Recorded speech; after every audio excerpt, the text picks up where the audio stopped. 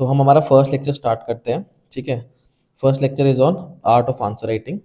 Answer writing के ऊपर 3 to 4 lectures होंगे। उसके बाद फिर हम मेंटरशिप लेंगे। ठीक है, इन आंसर्स के बेसिस पे आप अपना जो ये लेक्चर्स है उनके बेसिस पे आप अपने आंसर्स लिखना। उसके बाद हम मेंटरशिप लेंगे, उसमें बाकी के जो डाउट्स होंगे वो उसमें क्लियर करेंगे।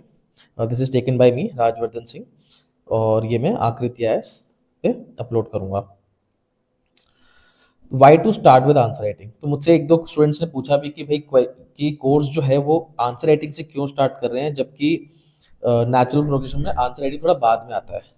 तो आंसर राइटिंग से स्टार्ट करने का बेसिकली रीजन ये है, फर्स्टली कि अल्टीमेटली एग्जाम में जाके हमें आंसर्स ही लिखने हैं।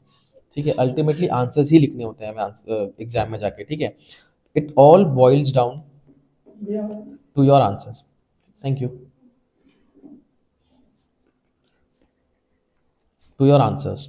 ठीक है, अल्टीमेटली वहां जाके आंसर्स ही लिखने होते हैं। इसलिए हमारी जितनी भी प्रिपरेशन है, ठीक है, चाहे वो सिलेबस पढ़ना हो, ठीक है, चाहे वो सोर्सेज सेलेक्ट करना हो, करंट अफेयर्स करना हो, ठीक है, नोट्स बनाना हो, ये सब, स्पेशली नोट्स बनाना, ये सब कुछ रिवॉल्व करता है किसके अराउंड? आंसर राइटिंग के around. AW stands for answer writing, ये मैं बार बार आगे भी यूज करूंगा। दूसरा, answer writing is very complicated and it will take time. ठीक है, answer writing basically it's an art and it's a science. ठीक है, साइंस क्या होती है? ठीक है, it's a rule based thing. ठीक है, साइंस में कुछ रूल्स होते हैं। ठीक है, जिसके लिए आपको क्या करनी पड़ेगी? प्रैक्टिस करनी पड़ेगी। आर्ट क्या होता है? आर्ट आता है, इंट्यूटिव होता है। ठीक है, आर्ट आता है एक्सपीरियंस से। जो इंट्यूशन बिल्ड होती है ये ओवर द टाइम होती है, which is based on experience. ठीक है, अब वो एक्सपीरियंस गेन करने के लिए भी आपको प्रैक्टिस करनी पड़ेगी। इसलिए हम आंसर राइटिंग से ही स्टार्ट कर रहे हैं। ऑल्सो जो पूरा का पूरा जो कोर्स है मेरा, एक्सेप्ट प्रीलिम्स, 90% जो है वो आंसर राइटिंग पे ही डिपेंड करेगा, आंसर राइटिंग के अराउंड ही रिवॉल्व करेगा। नोट्स कैसे बनाने हैं, सिलेबस को कैसे एनालाइज करना है, PYQs कैसे एनालाइज करने हैं, करंट अफेयर्स की इंपॉर्टेंस, ये सारी चीज़ें हम आंसर राइटिंग के पर्सपेक्टिव से ही देखेंगे। आंसर राइटिंग के बारे में हम बात शुरू करें उससे पहले एक बेसिक फंडा है मेरा। ठीक है, ये मेरा ही बनाया हुआ फंडा है, मतलब मैंने अपनी प्रिपरेशन के लिए बनाया था कि अपने प्रिपरेशन को एक डायरेक्शन देने के लिए। This is basically pyramid of preparation. ठीक है, तो ये क्या है pyramid of preparation? Pyramid of preparation में देर आर 3 लेवल्स। ठीक है, ये तो है प्राइमरी, सेकेंडरी एंड टर्शरी। ठीक है, this is the most fundamental level. ठीक है, ये मोस्ट फंडामेंटल थिंग्स। ठीक है, यहाँ पे क्या आता है? स्टैटिक, जो हमारे स्टैटिक सोर्सेज है, स्टैटिक सिलेबस है, स्टैटिक कोर्स है, यहाँ पे वो चीज़ें आती हैं। ठीक है, फॉर एग्जांपल अगर मैं बोलूँ आपको पॉलिटी पढ़नी है प्रीलिम्स के लिए, तो उसकी स्टैटिक में क्या है? लक्ष्मीकांत पढ़नी ही पड़ेगी, दैट इज योर फंडामेंटल। ठीक है, लक्ष्मीकांत से आपका फंडामेंटल जो है वो उसी के बेसिस बनेगा। देन कम्स करंट अफेयर्स, और थर्ड लेवल पे जाके आता है वैल्यू एडिशन। ठीक है, जैसे कि डेटा हो गया, ठीक है, प्रेजेंटेशन हो गई किसी आंसर की, कमिटीज हो गई। ठीक है, देखो ये तीनों ही चीज़ें इंपॉर्टेंट हैं। ठीक है, ऐसा नहीं है कि तीनों चीज़ें इंपॉर्टेंट नहीं है, बट नॉर्मली लोग, इंक्लूडिंग मैं भी अपनी स्टार्टिंग में यही करता था प्रिपरेशन की, थर्ड लेवल वैल्यू एडिशन के पीछे ही ज़्यादा भागता था। ठीक है, इसको समझने के लिए ना आप एक तरह से एक पिज्ज़ा की एनालॉजी ले लो। ठीक है, पिज्ज़ा की एनालॉजी क्या है कि पिज्ज़ा में आप ये मान लो कि जो स्टैटिक है, जो फंडामेंटल है, वो तो आपकी ब्रेड है। ठीक है, जो करंट अफेयर्स है वो आपके टॉपिंग्स हैं। ठीक है, कि आपको पनीर चाहिए या आपको चिकन टिक्का चाहिए, क्या चाहिए, और जो वैल्यू एडिशन है वो आपके जो ऑरिगेनो चिली फ्लेक्स टाइप जो चीज़ें होती है वो है। ठीक है, अब एक अच्छा प्रिपरेशन है, एक अच्छा पिज्ज़ा के लिए आपको ये तीनों ही चीज़ें चाहिए।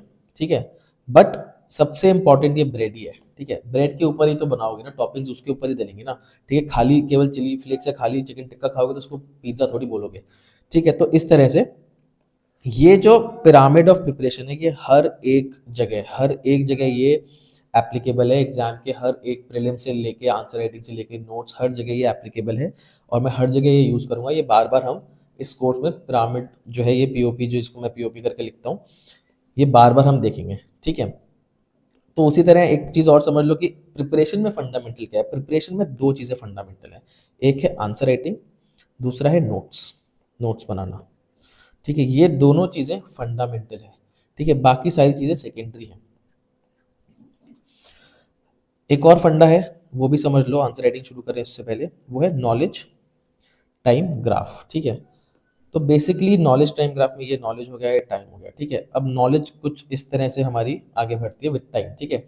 शुरू में तो बहुत तेजी से हमारी नॉलेज बढ़ती है, बाद में जाके क्योंकि हमें रिवीजन ही करना है तो रिपीटेटिव हो जाती है।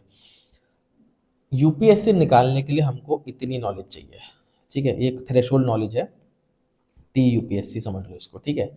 यूपीएससी निकालने के लिए हमको इतनी ही नॉलेज चाहिए, ठीक है, इससे ज़्यादा नहीं चाहिए, ठीक है। इसी नॉलेज के अंदर हमारा आंसर राइटिंग भी हो जाएगी, प्रीलिम्स भी निकल जाएगा, इंटरव्यू भी निकल जाएगा, पूरा क्लियर हो जाएगा। इसलिए अपने आप को कंटेन करना ज़रूरी है, नॉलेज के पीछे एक लिमिट ज़्यादा मत भागना। हमें केवल इतनी ही नॉलेज चाहिए, और ये नॉलेज हम कैसे समझते हैं, सिलेबस के थ्रू समझते हैं, ठीक है, पीवाईक्यूज के थ्रू समझते हैं। तो ये दो चार चीज़ें हैं जिनके थ्रू हमें समझते हैं कि कैसे कंटेन करना है, प्लस ये पीओपी के थ्रू समझते हैं हम, ठीक है। कि भाई इसमें मैं देख रहा हूँ, अगर मैं लक्ष्मीकांत पढ़ रहा हूँ तो लक्ष्मीकांत में मेरे को फंडामेंटल चीज़ें क्लियर हो रही है पॉलिटी में, जिसमें मैंने पीवाईक्यूज में से चेक किया तो प्रीलिम्स में क्वेश्चंस आ रहे हैं।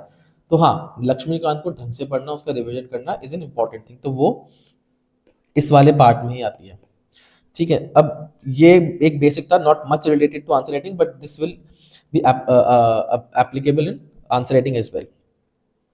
नेक्स्ट हम देखते हैं what is a good answer. ये जो लेक्चर है, फर्स्ट लेक्चर, इसमें एक्चुअली हम बस यही करेंगे कि what is a good answer, एक अच्छा आंसर होता क्या है, एक अच्छे आंसर के कंपोनेंट्स होते क्या हैं, ठीक है। यहाँ बेसिकली हमारा आइडिया ये है कि हम अपने खुद के टेनेट्स बना लें, जैसे मैंने अपने टेनेट्स बना बना रखे थे, मेरा एक डॉक्यूमेंट भी है जो लेक्चर के एंड में हम देखेंगे, टेनेट्स ऑफ आंसर राइटिंग करके, ठीक है। ये मैंने अपने कन्वीनियंस के लिए, अपने रिवीजन के लिए बनाया था, ठीक है। तो हम बेसिकली इस लेक्चर में ये देखेंगे कि एक अच्छे आंसर के अंदर कौन सी चीज़ें होती हैं, कौन से कंपोनेंट्स होते हैं, ठीक है। आपको एंड तक इसमें जो इस लेक्चर के बाद एक टास्क भी दूंगा, आपको अपना खुद का ऐसा एक डॉक्यूमेंट बनाना है, ठीक है। तो सबसे पहला है ईज ऑफ रीडिंग, ठीक है। ईज ऑफ रीडिंग क्या होता है, ये बहुत ही मिनिमलिस्टिक सा कंसेप्ट है। मैं इसको प्रायोरिटी में सबसे ऊपर मानता हूँ, ठीक है। इसका बेसिक मतलब ये है कि क्या आपका examiner can he read your answers, ठीक है। ये डिटेल में समझाऊंगा सारे, अभी एक ओवरव्यू दे रहा हूँ। फॉर एग्जाम्पल, मैंने जब ये वर्ड लिखा रीड, अगर मैं बोलता नहीं ना रीड, तो ये किसी को समझ में नहीं आएगा, कोई अगर बाद में पढ़ रहा होगा बिना ऑडियो के तो उसको समझ में भी नहीं आएगा कि मैंने लिखा क्या है। दिखने में अच्छा लग रहा है वो, लेकिन उसकी लेजिबिलिटी नहीं है, वो समझ में नहीं आ रहा है, ईज ऑफ रीडिंग कम है इस पर्टिकुलर वर्ड की। तो ऑब्वियस सी बात है कि आपको अगर एग्जाम में अगर मार्क्स चाहिए, बाकी जो आप आंसर लिख रहे हो, तो वो पढ़ने में आसान होने चाहिए। इसके बारे में हम हर एक पैरामीटर के बारे में डिटेल में भी पढ़ेंगे, ठीक है। उसके बाद जो सबसे इंपॉर्टेंट है, एक्चुअली एक आंसर के अंदर सबसे इंपॉर्टेंट यही है कि आप डिमांड एड्रेस कर रहे हो कि नहीं कर रहे हैं, ठीक है। ईज ऑफ रीडिंग तो इसलिए इंपॉर्टेंट हो जाता है कि उसको मैं फर्स्ट इसलिए रखता हूँ कि भाई आपका आंसर पढ़ ही नहीं पाएगा तो फिर डिमांड एड्रेस करके भी कोई फायदा नहीं है। बट क्या आप डिमांड एड्रेस कर रहे हो कि नहीं कर रहे हो। अब ये सुनने में वैसे इजी लगता है कि जो क्वेश्चन होगा हम उसी का आंसर देंगे, बट ये एक्चुअली में बहुत ही कॉम्प्लिकेटेड है। क्यों? क्योंकि क्वेश्चंस बहुत कॉम्प्लिकेटेड होते हैं, यूपीएससी बहुत लंबे क्वेश्चंस बनाता है, लैंग्वेज कॉम्प्लिकेटेड होती है, एक एक वर्ड के ऊपर आपका जो है उसमें एक एक वर्ड के ऊपर उसकी डिमांड चेंज हो जाती है, ठीक है। ये हम आगे एग्जाम्पल्स के थ्रू देखेंगे कि कैसे ऐसा होता है। नेक्स्ट आता है डिमांड फुलफिल। अब एड्रेस तो कर रहे हो आप, डिमांड एड्रेस तो आपने कर दी, बट क्या वो डिमांड फुलफिल हो भी रही है कि नहीं हो रही, ठीक है। उसके बाद आता है मल्टी डायमेंशनल, क्या आपके आंसर में मल्टीपल डायमेंशंस है कि नहीं।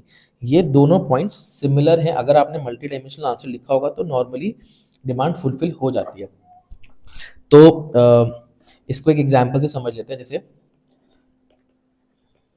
स्टेप्स टेकन, क्वेश्चन आया, मान लो hypothetically question, steps taken for women safety in India, ठीक है। ये क्वेश्चन आया है मान लो, ठीक है। अब इसमें अगर हम देखें कि वुमेन सेफ्टी के लिए क्या क्या स्टेप्स लिए गए हैं, तो कुछ कॉन्स्टिट्यूशनल स्टेप्स लिए गए हैं, ठीक है, कुछ लीगल स्टेप्स लिए गए हैं, ठीक है। कॉन्स्टिट्यूशन में फंडामेंटल ड्यूटीज़ में फॉर एग्जांपल, लीगल में बहुत सारे हमारे पास ऐसे लॉज हैं, डोमेस्टिक वायलेंस एक्ट है, आईपीसी के अंदर है, ठीक है। कुछ जुडिशियल स्टेप्स भी हैं, ठीक है, विशाखा गाइडलाइंस फॉर एग्जांपल, कुछ प्रोग्राम्स भी हैं, ठीक है, कुछ फाइनेंशियल स्टेप्स भी हैं, फॉर एग्जांपल निर्भया फंड जो है, कुछ स्कीम्स भी हैं, ठीक है। कुछ टेक्नोलॉजिकल चीज़ें भी हैं, ठीक है, जैसे दिल्ली का एक ऐप है, I am forgetting it's name, but Delhi में वुमेन सेफ्टी के लिए एक ऐप है, ठीक है, अभी नेशनल लेवल पे भी एक ऐप निकाला गया है, ठीक है। उसके अलावा स्टेट ने बहुत सारी चीज़ें की होंगी, स्टेट्स की कुछ केस स्टडीज होंगी। तो आप देख रहे हो कि ये जो आंसर है, एक तो ये मल्टी डायमेंशनल है, ठीक है, इसमें हर डायमेंशन को हमने कवर किया है। दूसरा, इतने पॉइंट्स के बाद ये डिमांड फुलफिल कर रहा है कि हाँ इतने ही स्टेप्स लिए गए हैं, हमने 90% जो पॉइंट्स है वो कवर कर दिए हैं। अब इसी में अगर आप मान लो, एक सेकेंड,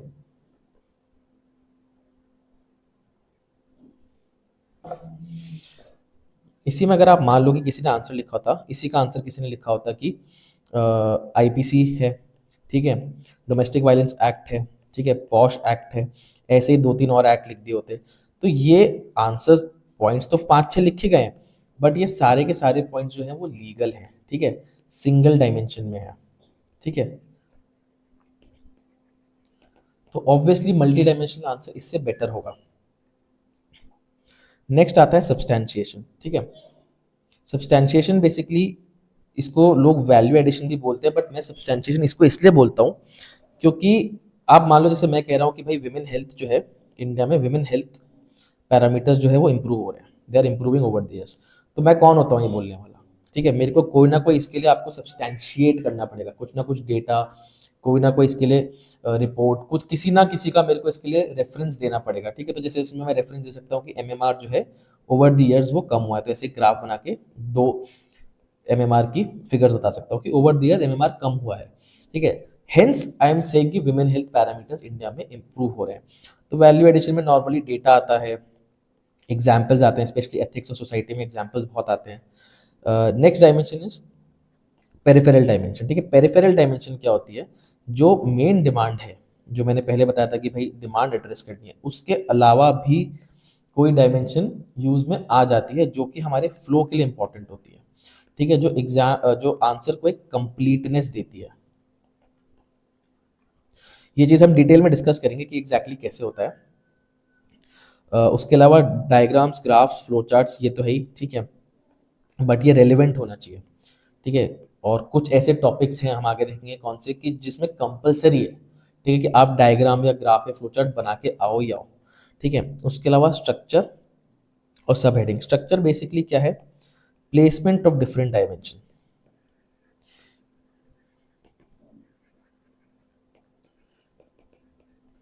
एटलीस्ट जिस सेंस में मैं स्ट्रक्चर बोल रहा हूँ वो है placement of different direction. For example, अगर ये हमारा एक पेज है, ये हमारा एक आंसर है, इतने में मैंने इंट्रोडक्शन लिख दिया, इतने में मैंने मेन डिमांड लिख दी, ठीक है, नेक्स्ट उस पर मैंने सेकंड डिमांड एड्रेस कर दी, फिर एक वे फॉरवर्ड दे दिया और एंड में कंक्लूजन कर दिया। तो ये जो अलग अलग डायमेंशंस हैं ये क्लियरली विजिबल होनी चाहिए, इनके ऊपर एक क्लियर कट हेडिंग होनी चाहिए, ठीक है, क्रिस्प बिल्कुल एक लाइन की हेडिंग होनी चाहिए, और एग्जामिनर को दूर से देख के ही पेपर में पता चल जाए कि भाई कौन सी डायमेंशन कहाँ पे बना रखी है। सब हेडिंग्स, पॉइंट से पहले आप सब हेडिंग्स दे दो, बट ये हमेशा नहीं करना होता, ठीक है, ये हम आगे देखेंगे कि कब करना होता है कब नहीं करना होता है। उसके बाद है इंट्रोडक्शन, बॉडी एंड कंक्लूजन। ये हमें पता ही है एक आंसर के अंदर इंट्रोडक्शन, बॉडी, कंक्लूजन ये तीन कंपोनेंट होते हैं। डिटेल में हम इंट्रोडक्शन और कंक्लूजन में क्या है हम डिटेल में देखेंगे। गवर्नमेंट स्टेप्स और सोल्यूशन ओरिएंटेड, ठीक है, सॉल्यूशन ओरिएंटेड अप्रोच, ठीक है। गवर्नमेंट स्टेप्स मुझे लगता है कि जितने हो सके उतने आंसर्स में हमें गवर्नमेंट स्टेप्स लिखने चाहिए, पर इनको लिखने का एक तरीका होता है, there is an approach to this, ठीक है, कि आपको ये कैसे लिखने हैं वो हम आगे डिटेल में देखेंगे। और सोल्यूशन ओरिएंटेड अप्रोच बेसिकली, देखिए आप अपन यूपीएससी का एग्जाम दे रहे हैं, ठीक है, हमको आईएएस बनना है, ठीक है, तो ऑब्वियस सी बात है कि हमसे गवर्नमेंट ये तो, या यूपीएससी हमसे ये तो एक्सपेक्ट कर ही रही है कि हम हर चीज़ का सोल्यूशन निकालें, ठीक है, हमारी एक सोल्यूशन ओरिएंटेड अप्रोच हो, केवल प्रॉब्लम डिस्कस करने की अप्रोच ना हो। तो किसी भी क्वेश्चन में अगर आपने प्रॉब्लम डिस्कस की है तो उसमें वे फॉरवर्ड देना ही चाहिए। ये कैसे देना है, कैसे प्लेस करना होता है, ये हम आगे देखेंगे। फॉर एग्जाम्पल, अगर मैंने क्लाइमेट चेंज की बात की है, मुझसे पूछा है कि भाई what are the effects of climate change, what is climate change, what are the effects of climate change, तो इट इज़ नेचुरल कि मैं उसका सोल्यूशंस भी डिस्कस करूँ आंसर के अंदर ही। तो जितना हो सके एटलीस्ट 90% क्वेश्चन में हमें कोई ना कोई सोल्यूशन ओरिएंटेड बात करनी ही चाहिए। इसके बाद हम आ जाते हैं, वही वापस आ गया पिरामिड ऑफ आंसर राइटिंग। जितने भी ये मैंने कंपोनेंट अभी डिस्कस किए, ठीक है, ये भी पिरामिड ऑफ प्रिपरेशन पे एप्लीकेबल हैं, ठीक है, या जो पीओपी है ये इन पे भी एप्लीकेबल है। तो इन पैरामीटर्स में हमें ये देखना है कि कौन सा फंडामेंटल है, कौन सा सेकेंडरी है और कौन सा टर्शरी लेवल पे है, ठीक है। तो फंडामेंटल कौन सा है, देखो फंडामेंटल तीन ही है, ठीक है। First is ease of reading, basic सी बात है, आंसर अगर नहीं पढ़ पा रहा है तो कोई फायदा नहीं है, ठीक है। Second is obviously demand, demand को एड्रेस भी करना और फुलफिल भी करना, दोनों ही चीजें। थर्ड इज एक मल्टी डायमेंशनल आंसर लिखना। सेकेंडरी पे आ जाता है स्ट्रक्चर, कि हमने स्ट्रक्चर कैसा बनाया है, ठीक है, इंट्रोडक्शन, बॉडी, कंक्लूजन में क्या चल रहा है। लास्ट में आता है आपका वैल्यू एडिशन, ठीक है। सेकेंडरी वाले में एक पेरिफेरल डायमेंशन भी आ जाती है, वैल्यू एडिशन हो गया, डेटा हो गया, कमिटी रिपोर्ट हो गया, ठीक है, प्रेजेंटेशन हो गई इसके अंदर कि आंसर की प्रेजेंटेशन कैसी है। देखो ये मैं बता इसलिए रहा हूँ, ये इसलिए इंपॉर्टेंट है समझना, क्योंकि नॉर्मली हम इसके पीछे भागते हैं, मैं भी इसी के पीछे भागता था कि डेटा कलेक्ट कर लेता हूँ। कोचिंग वाले भी डेटा के बड़े बड़े डॉक्यूमेंट्स बना के दे रहे होते हैं, कमिटी रिपोर्ट्स के बड़े बड़े डेटा बना के दे रहे होते हैं, ठीक है। बट ये तब तक काम नहीं करेगा जब तक प्राइमरी और सेकेंडरी चीज़ें आपकी सॉर्टेड नहीं है, ठीक है। एक एग्जाम्पल के थ्रू समझ लो, एक तो ये चीज़ भी समझ लो कि मैं इसके अगेंस्ट नहीं हूँ। देखो ये जो पूरा जो पिरामिड है, ये पूरा पिरामिड मिलके ही एक अच्छा आंसर बन रहा है। मैंने what is a good answer में कंपोनेंट्स में सारी चीज़ें बताई हैं मैंने, ठीक है। ऐसा नहीं कि ये इंपॉर्टेंट नहीं है, ऐसा नहीं कि ये करना नहीं है, बट प्रायोरिटी में दीज थिंग्स कम फर्स्ट। एक एग्जाम्पल के थ्रू समझ लो, मान लो कि एक कोई क्वेश्चन है जिसमें आपने बहुत डेटा लिखा है, ठीक है, डेटा अच्छे से डेटा लिखा है, रेलेवेंट डेटा भी लिखा है, ठीक है, बट डिमांड उस क्वेश्चन में आपने अच्छे से एड्रेस नहीं किया, तो आपको, आप कुछ भी कर लो, आपको 0.5 से 1 आउट ऑफ 10 मार्क्स से ज़्यादा मार्क्स नहीं ही मिलेंगे, ठीक है। वहीं आप मान लो कि आपने एक क्वेश्चन है जिसके अंदर आपने डिमांड अच्छे से एड्रेस कर दी है, ठीक है, और फुलफिल भी कर दिया, मल्टी डायमेंशनल पॉइंट्स लिखे, लेकिन डेटा कम लिखा है, एग्जाम्पल्स नहीं दिए, ठीक है, तो आपको स्टिल इसमें 2.5 से 3 मार्क्स आउट ऑफ 10 मिल ही जाएंगे। बट हाँ, अगर आपको 4-5 मार्क्स चाहिए which is an excellent score, उसके लिए आपको ये पूरा पीओपी पूरा भरना पड़ेगा, ठीक है। उसमें फिर ये इनमें से कोई भी चीज़ हम नहीं छोड़ सकते, और हमारा यही ऑब्जेक्टिव है कि जितने भी क्वेश्चंस हैं 20 में से मैक्सिमम क्वेश्चंस में हम ये पूरा का पूरा पिरामिड जो है हमारा अप्लाई होता हुआ दिख रहा हो। अब एक एक करके सारे पैरामीटर्स को हम डिटेल में डिस्कस कर लेते हैं। First is ease of reading, ठीक है, मेरे हिसाब से ये सबसे इंपॉर्टेंट है, लोग इसको उतनी इंपॉर्टेंस नहीं देते हैं, बट मुझे लगता है कि ये बहुत ज़्यादा इंपॉर्टेंट है। तो ये बेसिकली है क्या, ये एक मिनिमलिस्टिक सा कंसेप्ट है। मिनिमलिस्टिक मैं इसलिए कह रहा हूँ कि मैं आपसे ये नहीं कह रहा कि कोई बहुत अच्छा आंसर लिखना है, प्रेजेंटेशन बहुत अच्छी होनी चाहिए, मैं बस इतना कह रहा हूँ कि examiner should be able to read your answers with ease, ठीक है। और केवल एक आंसर नहीं, आपके 20 के 20 क्वेश्चंस के जो आंसर है, ठीक है, he should be able to read without getting tired, without getting tired, वो थकना नहीं चाहिए, उसको जोर नहीं लगे। अगर उसको जोर लग रहा है तो इसमें फ्रिक्शन आएगा, ठीक है, ओवर द टाइम उसमें फ्रिक्शन आएगा, फ्रिक्शन आएगा तो उसका एक साइकोलॉजिकल इम्पैक्ट होता है, और उससे फिर आपके मार्क्स अफेक्ट होंगे। एटलीस्ट 5 to 10 मार्क्स का इसमें इशू आता ही आता है अगर आपकी ईज ऑफ रीडिंग अच्छी नहीं है। मेरे पहले के मेंस के अटेम्प्ट्स में ईज ऑफ रीडिंग बिल्कुल भी अच्छी नहीं थी, मेरे को उस पर बहुत काम करना पड़ गया था, ठीक है। दूसरा, आप एक बात समझिए कि हम ये एक रीजनेबल असम्पशन है कि जो एग्जामिनर है वो एक एजेड प्रोफेसर है, ऐसा ज़रूरी नहीं है, ठीक है, बट क्योंकि एक्सपीरियंस्ड होते हैं तो हम मान सकते हैं कि वो एजेड प्रोफेसर है। दूसरा, या एटलीस्ट मेरे आर्ग्यूमेंट के सेक के लिए हम एक बार को ये समझने के लिए बोल सकते हैं, दूसरा, he is uninterested in reading your answers, ठीक है, एटलीस्ट बहुत उसका ओनस नहीं है ना उसमें, ठीक है, उसको बहुत ज़्यादा उसमें फर्क नहीं पड़ रहा ना आपने आंसर कैसा लिखा हो कैसा ना लिखना हो, therefore the onus is on you, ठीक है, कि वो आपका आंसर पढ़ ले, जो आप अब डिमांड आपने सब पूरी एड्रेस की है, स्ट्रक्चर आपने पूरा बनाया है, वो एक एग्जामिनर पढ़ ले, that onus is on us not on the examiner, ठीक है। इसके लिए हमारी हैंडराइटिंग कोई बहुत ब्यूटीफुल हो, ईज ऑफ रीडिंग क्या नहीं है ये समझ लो कि बहुत ब्यूटीफुल ऐसा जरूरी नहीं है, बहुत सारे ऐसे टॉपर्स हैं जिनकी हैंडराइटिंग दिखने में अच्छी नहीं है बट लेजिबल है, ठीक है, उनकी हैंडराइटिंग लेजिबल है, लेजिबल होना इज मोर इम्पॉर्टेंट। आपकी हैंडराइटिंग समझ में आनी चाहिए, दिखने में भले ही सुंदर होनी हो, ठीक है। लैंग्वेज कोई बहुत अच्छी होना ज़रूरी नहीं है, प्रेजेंटेशन कोई बहुत अच्छी होना ज़रूरी नहीं है, ज़रूरी केवल इतना ही है कि हैंडराइटिंग लेजिबल हो, उसको सारी चीज़ें सब समझ में आ रहा हो। ये हम आगे देखेंगे, टॉपर एक आदित्य श्रीवास्तव के हम आंसर से भी देखेंगे। अब इसमें एक तो स्ट्रक्चर और सब हेडिंग्स, ऑब्वियसली अगर स्ट्रक्चर अच्छा बना होगा तो ईज ऑफ रीडिंग अच्छी हो जाएगी। दूसरा अंडरलाइन करना बहुत ही इंपॉर्टेंट है, और इंपॉर्टेंट वर्ड्स को अंडरलाइन करना, क्योंकि हम चाह रहे हैं कि यार वो हमारा जो हमने जो चीज़ लिखी है, जो हम चाह रहे हैं कि यार वो पढ़ ले, वो हाईलाइटेड हो तो वो पढ़ ले, ठीक है। इसमें एक और चीज़ है, कहीं लोग ऐसे कहते हैं, मेरे को ये नहीं पता कि how true this is, but कहीं लोग कहते हैं कि 30 सेकंड से ज़्यादा नहीं लगता एक आंसर को चेक करने में। मान लो 1 मिनट मान लो इसको मैक्सिमम, ठीक है। अब 1 मिनट में हम चाह रहे हैं कि वो हमारा आंसर भी पढ़ ले, ठीक है, इंपॉर्टेंट वर्ड्स भी देख ले, डिमांड भी समझ ले, डायग्राम भी देख ले, सब कुछ देख ले। तो इसके लिए सीधी सी बात है कि हमको ईज ऑफ रीडिंग पे काम करना ही पड़ेगा। ये आदित्य श्रीवास्तव का पेपर है, रैंक 1 थी जिनकी, उनका एक आंसर है, 2023 में रैंक 1 थी इनकी, ठीक है। तो इसमें देखो, अब हैंडराइटिंग कोई बहुत सुंदर नहीं है, बट स्टिल समझ में सब कुछ आ रहा है, ठीक है। पीपल, प्लैनेट, प्रॉफिटेबिलिटी समझ में आ गया, 3 पीस लिखे हुए हैं। ये डायग्राम पे देखो मिसप्लेस्ड है, घुसाया गया है, हॉच पॉच है, but still ease of reading है, ठीक है। पीपल, प्लैनेट, प्रॉफिट सब दिख रहा है, कॉर्पोरेट एथिक्स आपको आराम से दिख रहा है कि हाँ चलो ये तीनों से मिलकर कॉर्पोरेट एथिक्स है। और अगर आप ऐसे देखोगे तो आपको दिख रहा है कि देखो हेडिंग कितने अच्छे से दे रखी है, कहाँ पे कौन सी डायमेंशन शुरू हो रही है वो पता चल रहा है। यहाँ सोशल इश्यूज दिख रहा है, यहाँ गवर्नेंस इश्यूज है ये दिख रहा है, इसके 2 पॉइंट्स दिख रहे हैं, इसके 2 पॉइंट्स दिख रहे हैं, एग्जाम्पल अच्छे से हाईलाइटेड है, दोनों में एग्जाम्पल अच्छे से हाईलाइटेड है, ठीक है। एक चीज आप और नोटिस करोगे, कोई भी पॉइंट बल्कि नहीं है, ये मैं ऊपर बताना भूल गया, पॉइंट बल्कि नहीं है, ठीक है।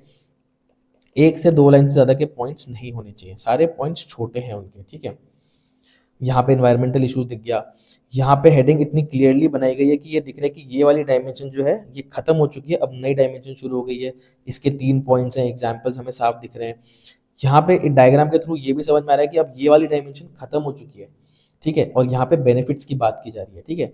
ऊपर से देख के एग्जामिनर को सारी चीजें साफ दिख रही है कि कौन सी डिमांड जो है कहाँ पे एड्रेस की गई है, क्वेश्चन का कौन सा पार्ट कहाँ पे एड्रेस किया हुआ है, तो वो बहुत ही ईजी फील करेगा, उसको बिल्कुल भी फ्रिक्शन नहीं आएगा। तो ये बेसिकली ईज ऑफ रीडिंग है, बहुत इंपॉर्टेंट है। Next is demand, addressing the demand. एक एक्चुअल आंसर के अंदर सबसे इंपॉर्टेंट चीज डिमांड ही है, डिमांड को एड्रेस करना ही होता है।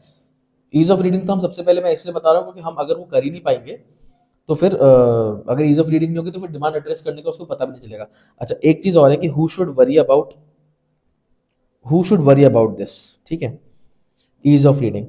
अगर आपको लगता है कि आपकी हैंडराइटिंग लेजिबल नहीं है, उतनी अच्छी नहीं है, तो अपने दोस्तों से फीडबैक लो, वो भी हार्ड कॉपी पे, पेपर पेन पे, स्क्रीन पे नहीं, ठीक है। 3-4 लोगों से आप सजेशन लो, अगर वो भी कहते हैं कि हाँ समझ में नहीं आ रहा है हमको, then you need to worry about your handwriting, otherwise आप रिलैक्स करो। दूसरा, अगर कई बार अच्छी हैंड राइटिंग होने के बाद भी क्या हम बहुत बड़े बड़े सेंटेंसेस बहुत बल्कि लिख देते हैं, ठीक है, लंबे लंबे पॉइंट्स होंगे, ठीक है, तो उसमें भी ईज ऑफ रीडिंग कम हो जाती है। 2 पैराग्राफ्स के बीच में हम लोग गैप नहीं देते हैं, ठीक है, इनसे भी प्रॉब्लम हो जाती है, तो वो इजीली सुधारी जा सकती है। Next and the most important is demand, that is addressing the demand, ठीक है। ये होता क्या है, बहुत ही सिंपल वर्ड्स में, you answer what is asked, your answer should be equal to the question that is asked. अब ये अभी बहुत इजी लग रहा है सुनने में, but it is very complicated, ठीक है। सबसे बड़ा जो प्रॉब्लम है वो यही है, ठीक है। क्यों कॉम्प्लिकेटेड है, क्योंकि यूपीएससी के अंदर लैंग्वेज इतनी इजी नहीं होती, प्लस वो लोग बहुत लंबे लंबे सेंटेंसेस लिखते हैं, ठीक है। और एक एक वर्ड ऊपर नीचे होने की वजह से दिक्कत हो जाती है। इनफैक्ट इसमें जो वेटरन्स है उन्होंने 3-4 बार मीन्स दिया है, मुझे भी इसमें बहुत प्रॉब्लम होती थी। पहली तो प्रॉब्लम होती है इसमें अंडरस्टैंड करने में, ठीक है, अंडरस्टैंडिंग द डिमांड ही एक प्रॉब्लमेटिक चीज़ है। उसके अलावा अगर आप समझ भी जाओ तो फिर आप कई बार ऐसा होता है कि आप पार्शियली ही एड्रेस करके आते हो, क्योंकि क्या है कि लिखते लिखते ध्यान नहीं रहता, स्ट्रक्चर गलत सलत बन जाता है, ऊपर से 3 घंटे का एग्जाम है, तो सीधी सी बात है कि दिमाग 1-1.5 घंटे बाद थक जाएगा, ठीक है। तो अगर दिमाग थक जाता है तो वो क्या है, इससे पकड़ छूट जाती है, तो वो पकड़ छूटनी नहीं चाहिए। उसके लिए इट टेक्स प्रैक्टिस। वो चीज़ हम नेक्स्ट लेक्चर में करेंगे कि कैसे दिमाग को ऐसे ट्रेन किया जाए कि वो हर बार क्वेश्चन पढ़ते ही एक अच्छी डिमांड, उसकी डिमांड समझ जाए और स्ट्रक्चर भी उसी हिसाब से बना ले। ये हम नेक्स्ट लेक्चर में देखेंगे। जो how to write a good answer वाला पार्ट है वो नेक्स्ट लेक्चर में। अब हम एक एग्जाम्पल पकड़ लेते हैं, हम थ्रू आउट ये एग्जाम्पल ही पकड़ेंगे, व्हाट इज क्लाइमेट चेंज वाला, ठीक है। इस क्वेश्चन में दो पार्ट्स हैं, what is climate change, second is steps that we should take to mitigate, ये मिटिगेट लिखा हुआ है, टू मिटिगेट क्लाइमेट चेंज, ठीक है। मिटिगेट का मतलब क्या होता है, to reduce the effects of, ठीक है। अब इस क्वेश्चन की देयर आर टू डिमांड्स।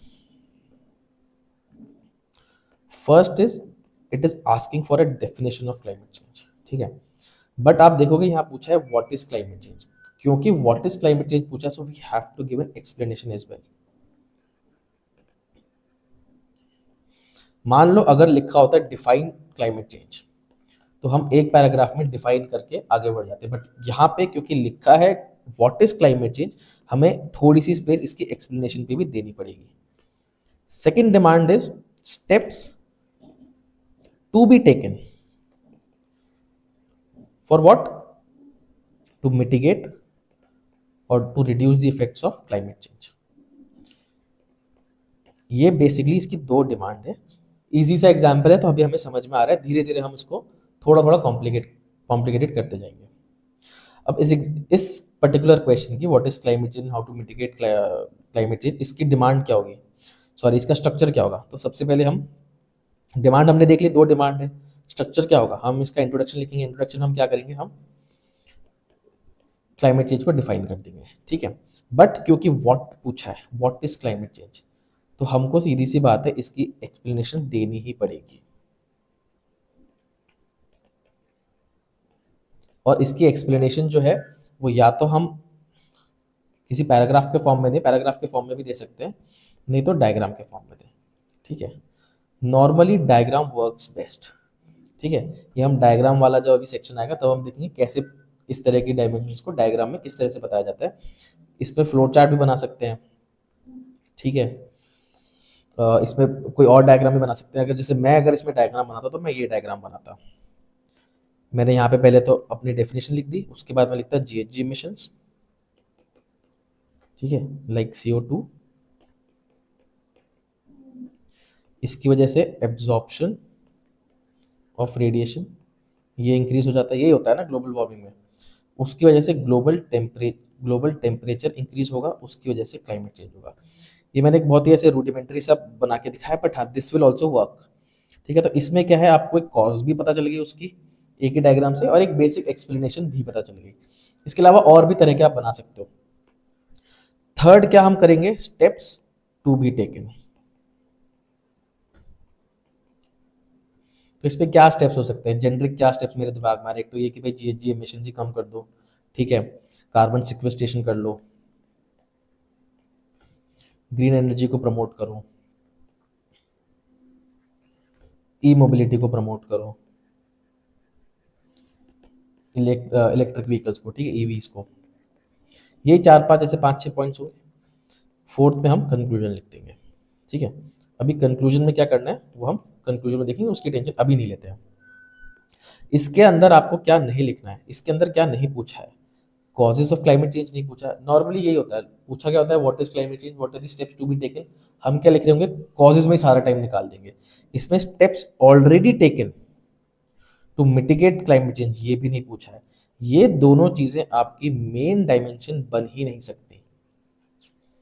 जैसे ही ये मेन डायमेंशन बन गई, जैसे ही आपने ज्यादा टाइम और ज्यादा स्पेस अपने आंसर की इस पे स्पेंड कर दिया, वैसे ही आप डाइग्रेस कर गए। मैक्स टू मैक्स ये जो है ये पेरिफेरल डायमेंशन बन सकती है, PD, ठीक है, उससे ज़्यादा ये नहीं बन सकती। मैं एग्जाम्पल के थ्रू समझाता हूँ। मान लो कि ये यही क्वेश्चन है, 10 मार्कर में आया है, तो 10 मार्कर में 2 पेजेस होंगे आपके, ये 2 पेजेस हो गए। तो अब इसमें इतने में तो आपने लिख दी डेफिनेशन, इतने में आपने बना दिया एक वो फ्लो चार्ट वाला डायग्राम, यहाँ से आपने शुरू कर दिया स्टेप्स टू बी टेकन, वो आपका यहाँ तक चलेगा।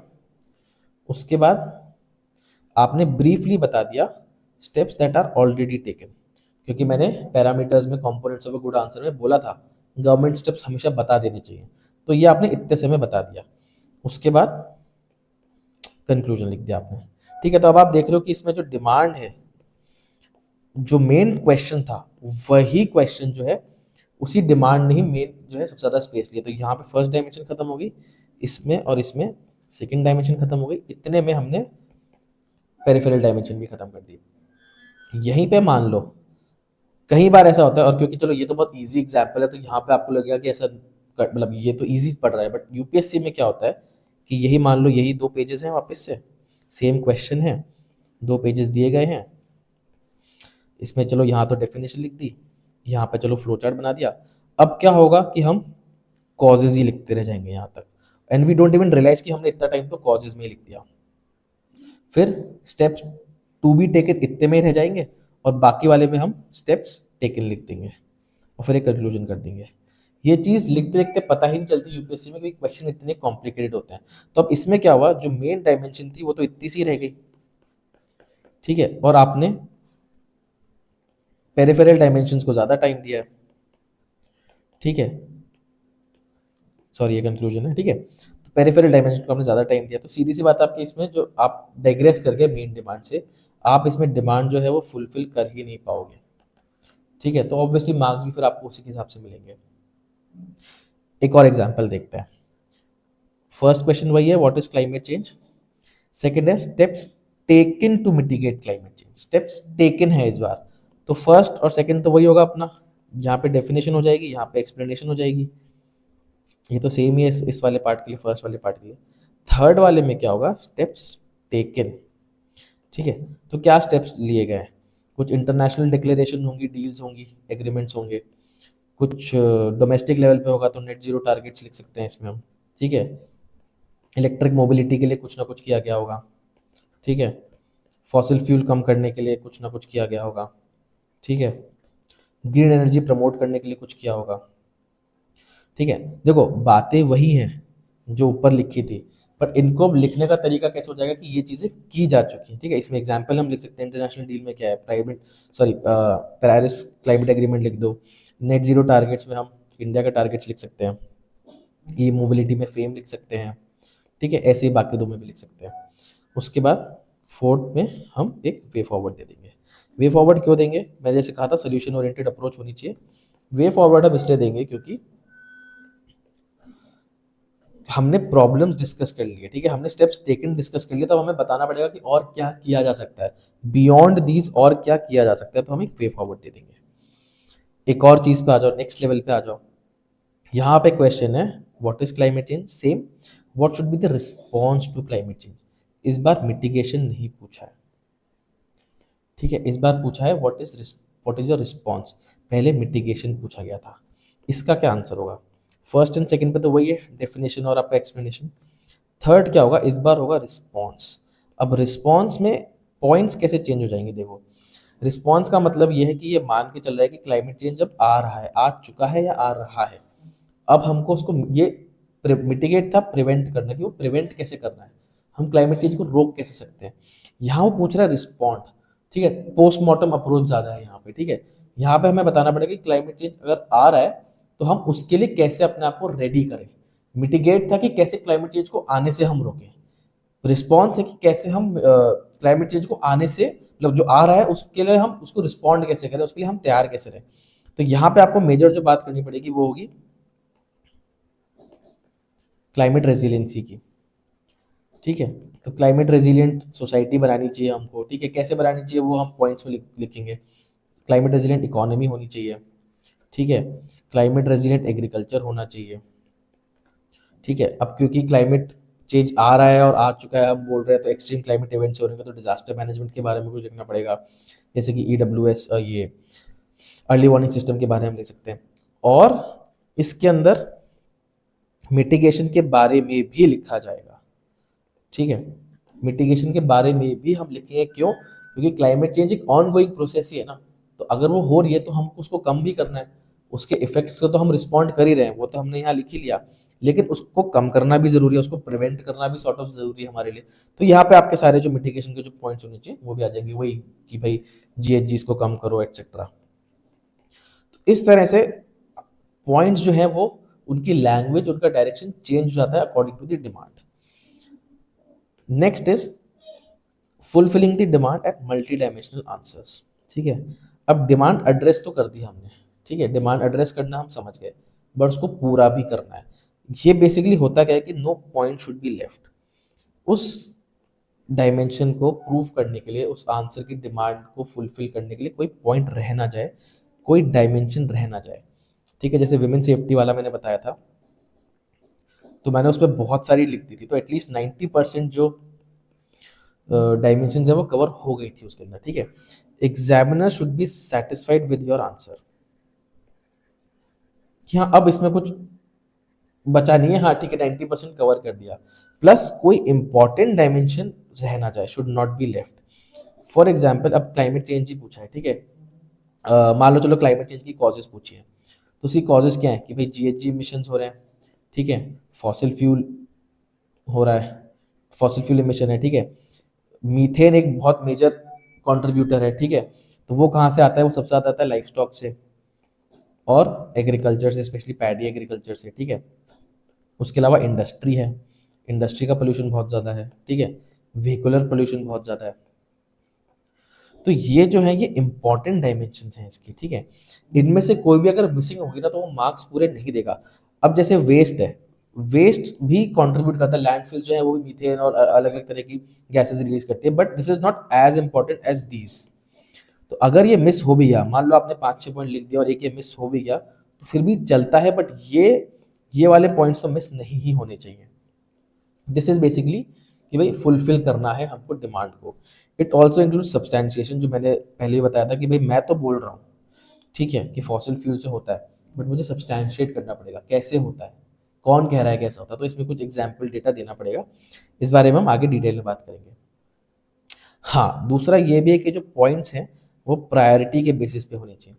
सो ये वाले जो एग्जाम्पल है, ये वाले जो पॉइंट्स हैं, ये वाले पॉइंट्स इस तरह से अरेंज होने चाहिए कि ये प्रायोरिटी में हो, सबसे ज्यादा कौन कंट्रीब्यूट करता है। तो जैसे अब मेरे को अभी याद नहीं कौन करता है, लेकिन मान लो कि फॉसिल फ्यूल इमिशन सबसे ज्यादा करता है, तो ये फर्स्ट पॉइंट होना चाहिए। उसके बाद अगर इंडस्ट्री करता है कंट्रीब्यूट तो इंडस्ट्री होना चाहिए। थर्ड पे अगर व्हीकुलर है तो व्हीकुलर होना चाहिए। तो प्रायोरिटी वाइज भी होने चाहिए। अब ये प्रायोरिटी वाइज एग्जाम में कैसे याद आएंगे, ये चीज हमें पहले से ही प्रिपेयर करनी पड़ती है नोट्स के थ्रू। हमारे नोट्स इसी तरह से बनने चाहिए कि प्रायोरिटी वाइज ही हमारे दिमाग में आए। उसका सबसे बड़ा जो रामबाण है वो है फ्रेमवर्क्स। ये फ्रेमवर्क्स क्या होते हैं ये हम नोट्स वाले लेक्चर में समझेंगे, बट अगर मेरे कोर्स से कोई एक चीज लेके जानी है तो वो है ये फ्रेमवर्क्स। फ्रेमवर्क्स बनाना बहुत ही इंपॉर्टेंट है। हमारा दिमाग वहाँ पे 3 घंटे बहुत एक्टिवली नहीं चल पाता है, फटीग आ जाता है, स्पेशली 10 दिन तक एग्जाम चलते हैं। इसलिए उस केस में फ्रेमवर्क्स होना बहुत जरूरी है। फ्रेमवर्क्स डायरेक्टली अप्लाई करने होते हैं आंसर्स में। ये कैसे बनाए जाते हैं, ये क्या होते हैं, ये हम नोट्स वाले लेक्चर में समझेंगे। एक और हम पढ़ लेते हैं, ठीक है, डिमांड वाली चीज की, what are the effects of, same first question तो सेम ही है, what are the effects of climate change. ठीक है, तो इसका स्ट्रक्चर क्या होगा, फर्स्ट एंड सेकंड तो हमें पता ही है, थर्ड में क्या होगा, इफेक्ट्स। तो अब देखो इफेक्ट्स ऑफ क्लाइमेट चेंज है, तो इफेक्ट्स क्या होंगे, कुछ सोशल इफेक्ट्स होंगे, ठीक है, कुछ इसके इकोनॉमिक इफेक्ट्स होंगे, कुछ इसके पॉलिटिकल इफेक्ट्स होंगे, कुछ इसके जियोपॉलिटिकल इफेक्ट्स भी होंगे, ठीक है, कुछ इसके एनवायरमेंटल इफेक्ट्स होंगे या बायोडाइवर्सिटी पे होंगे, कुछ इसके जियोलॉजिकल या ज्योग्राफिकल भी होंगे। ठीक है, तो आप देख रहे हो कितनी सारी डायमेंशंस कवर हुई हैं। ठीक है, सोशल में मान लो चलो रेफ्यूजीज हैं, ठीक है, क्लाइमेट रेफ्यूजीज होंगे। इकोनॉमिक में क्लाइमेट इंड्यूस पावर्टी हो गई, ठीक है, या एक्सपेंडिचर हो गया। पॉलिटिकल में जैसे आप मान लो कि भाई जैसे ट्रम्प है, ठीक है, तो लास्ट ईयर वो लास्ट उसके लास्ट इलेक्शन में, इस वाले इलेक्शन में भी actually one of his main campaign was कि क्लाइमेट चेंज डिनायल। ठीक है, तो ये ऑब्वियसली इसका पॉलिटिकल, क्लाइमेट चेंज का पॉलिटिकल रिपरकशंस भी हैं, इफेक्ट्स भी हैं। जियो पॉलिटिकल तो है ही, ठीक है, जैसे इसमें वेस्ट वर्सेस या डेवलप्ड वर्सेस डेवलपिंग वर्ल्ड चलता रहता है। ठीक है, तो जियो पॉलिटिकल भी है। इन्वायरमेंट पे तो है ही, जियोलॉजिकल ज्योग्राफिकल इफेक्ट्स भी हैं इसके। ठीक है, हम कभी जेट स्ट्रीम स्ट्रांग हो जाती है, कभी जेट स्ट्रीम्स वीक हो जाती है, तो इस तरह और रेनफॉल पैटर्न चेंज हो जाता है। ठीक है, तो इसके अब आप इसमें देख रहे हो कि इसमें कम से कम 6-7 पॉइंट्स भी हो गए और सारे मल्टी डायमेंशनल हैं। ठीक है, अब जाके जो डिमांड है वो फुलफिल हो रही है। इसमें कुछ कुछ हर एक में एक एग्जाम्पल और हमें देना पड़ेगा, जैसे मैंने आपको एग्जाम्पल के थ्रू ही बताया। ठीक है, अब जाके इसकी जो डिमांड है वो फुलफिल हो रही है और एक मल्टी डायमेंशनल आंसर लिखा जा रहा है। नेक्स्ट एक और आ जाता, एक और क्वेश्चन देखते हैं। फर्स्ट क्वेश्चन सेम है, what is climate change. Second is effects of climate change on economy. अब ये और भी स्पेसिफिक हो गया है, इकोनॉमी में पूछ रहा है, ठीक है। इकोनॉमी पे क्या इफेक्ट्स होते हैं, अगर आप इकोनॉमी की बात करो तो इकोनॉमी पे इफेक्ट्स दो तरह के होंगे, एक तो होगा माइक्रो और एक होगा मैक्रो। मैक्रो, ठीक है। तो माइक्रो में क्या होगा, एक इंडिविजुअल आ गया, हाउस होल्ड्स आ गए, बिजनेसेस आ गए, ठीक है, यही सब आते हैं माइक्रो में।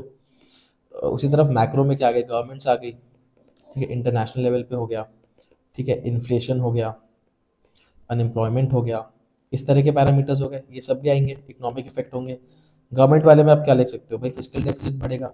इंटरनेशनल में आप क्या लिख सकते हो कि भाई अनसर्टेनिटी बढ़ेगी, इकोनॉमिक अनसर्टेनिटी बढ़ेगी, ऑयल प्राइसेस वॉलेटिलेशन ज़्यादा आएगा, इन्फ्लेशन बढ़ेगा, ठीक है। एग्रीकल्चर अगर रेनफॉल पे डिपेंड कर रहा है और रेनफॉल प्रेडिक्टेबल नहीं है तो फूड इन्फ्लेशन तो बढ़ ही जाएगा, तो इस वजह से अनएम्प्लॉयमेंट भी बढ़ेगा। इंडिविजुअल लेवल पे, हाउस होल्ड लेवल पे क्या होगी, पर्सनल ये जो डिस्पोजेबल इनकम होती है वो कम हो जाएगी, ठीक है, बिजनेस का अननेसेसरी एक्सपेंडिचर बढ़ेगा, ठीक है, लोगों की प्रोडक्टिविटी कम होगी, ठीक है, जैसे जैसे टेम्परेचर बढ़ रहा है वैसे वैसे प्रोडक्टिविटी कम हो जाती है। तो ऐसे बहुत सारे इफेक्ट हो गए। अब आप देख रहे हो कि ये मल्टी डायमेंशनल आंसर है, ठीक है, हर एक डायमेंशन को इसके अंदर कवर किया है, ठीक है, और आप सबके एग्जाम्पल्स भी दे रहे हो, तो इस तरह से एक डिमांड जो है वो फुलफिल की जाती है थ्रू मल्टी डायमेंशनल आंसर्स।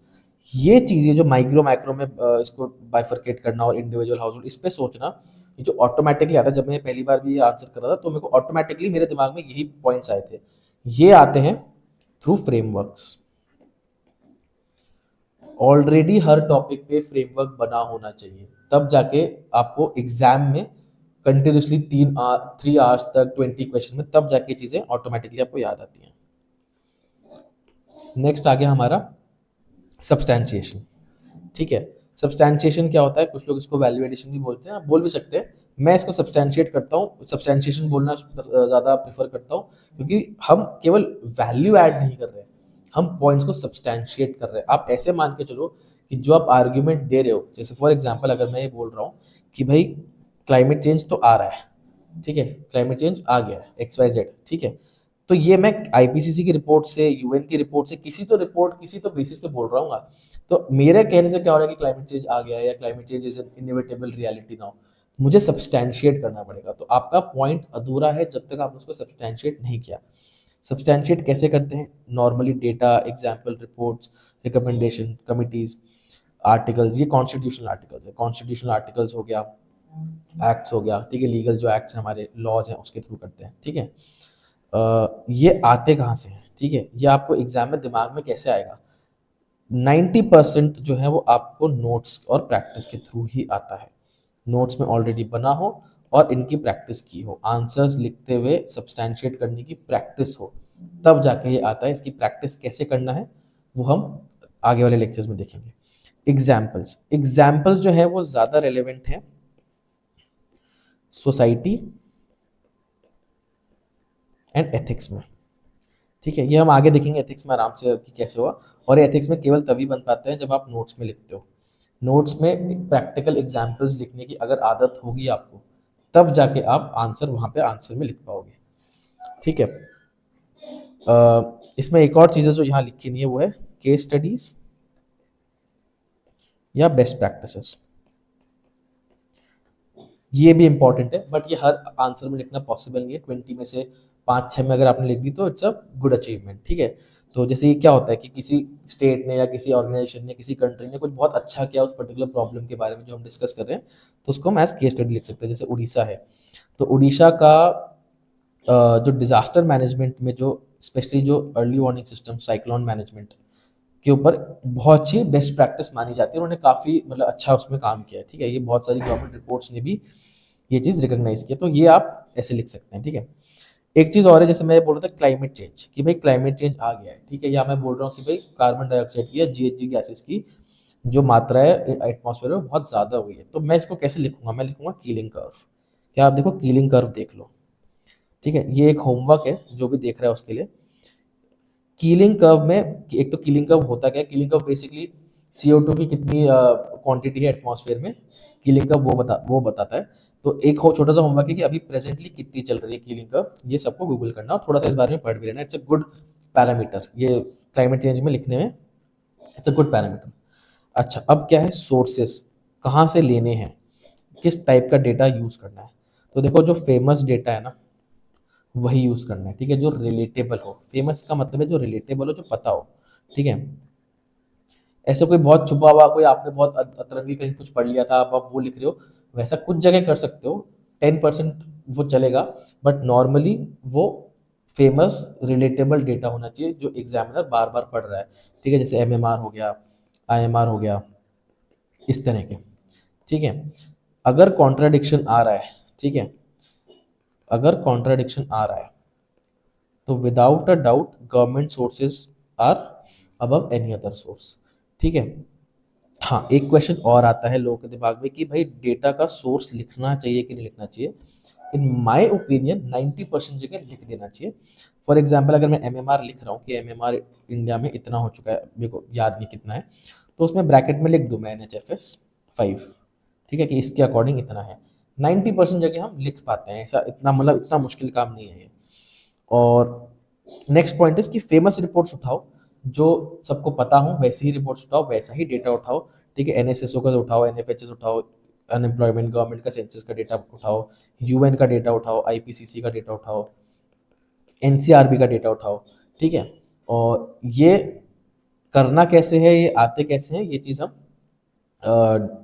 जब आगे आंसर्स पढ़ेंगे कि कैसे हमको ये सब बनाना है, कैसे नोट्स बनाना है, नोट्स वाले लेक्चर में हम एग्जैक्टली देखेंगे कैसे डेटा कलेक्ट करना है, ठीक है। डेटा कलेक्ट करना भी, क्योंकि क्योंकि फिर ये ओपन एंडेड गेम हो गया कि आप डेटा के पीछे भागते ही जाओगे, तो हमको कंटेन कैसे करना है खुद को, ये हम नोट्स वाले लेक्चर में समझेंगे। एग्जाम्पल्स, ठीक है, एग्जाम्पल्स बेसिकली है कि जो डेटा की जगह जो मैं बोल रहा हूँ एग्जाम्पल्स लिखने होते हैं। एग्जाम्पल्स कैसे लिखने होते हैं, ठीक है। एग्जाम्पल्स जनरली सोसाइटी और एथिक्स में ज़्यादा काम आते हैं, जहाँ पे मान लो कि आपने कोई थ्योरेटिकल बात की है और उसका आप प्रैक्टिकल एग्जाम्पल दे रहे हो, ठीक है। फॉर एग्जाम्पल कुछ साल पहले वर्क फ्रॉम होम पे क्वेश्चन आया था, शायद 2022 या 21 में कभी आया था वर्क फ्रॉम होम के ऊपर क्वेश्चन, ठीक है। तो इसमें effect of work from home on family relation ऐसा कुछ क्वेश्चन था।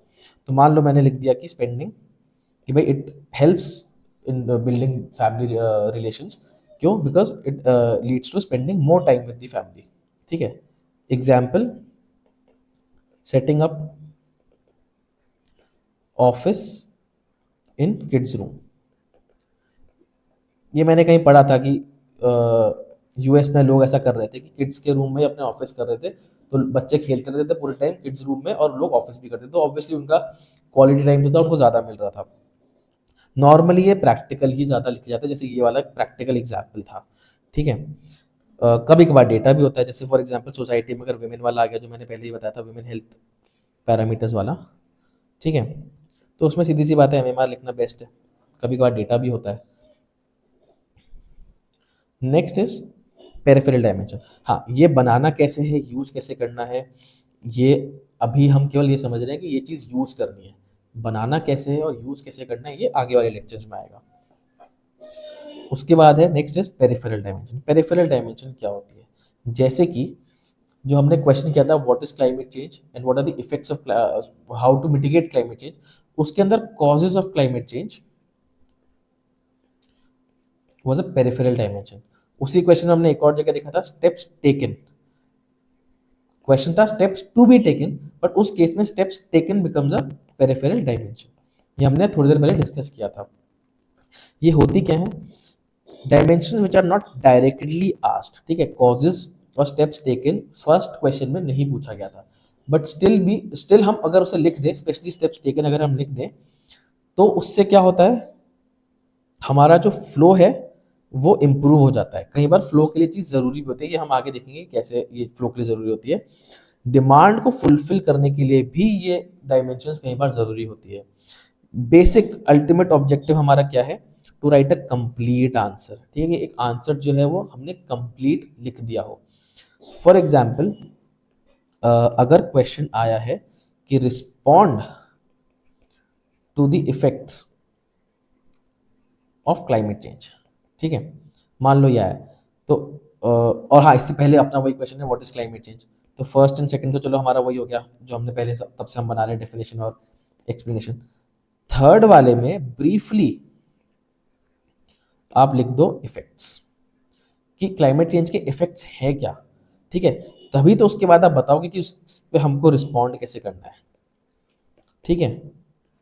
जो मैंने पहले जब ये क्वेश्चन बनाया था रिस्पॉन्ड वाला, उसमें ये चीज़ मैंने छोड़ दी थी, ठीक है, क्योंकि तब कॉम्प्लिकेटेड हो जाता। बट उस क्वेश्चन में अगर हम बता रहे हैं कि भाई क्लाइमेट चेंज को रिस्पॉन्ड करना है या उसके इफेक्ट्स पे रिस्पॉन्ड करना है, तो it make sense for the flow of the answer कि हम ब्रीफली उसके इफेक्ट्स भी बता दें, ठीक है। या अगर आपसे मान लो कि केवल इफेक्ट्स पूछे गए होते कि व्हाट आर द इफेक्ट्स,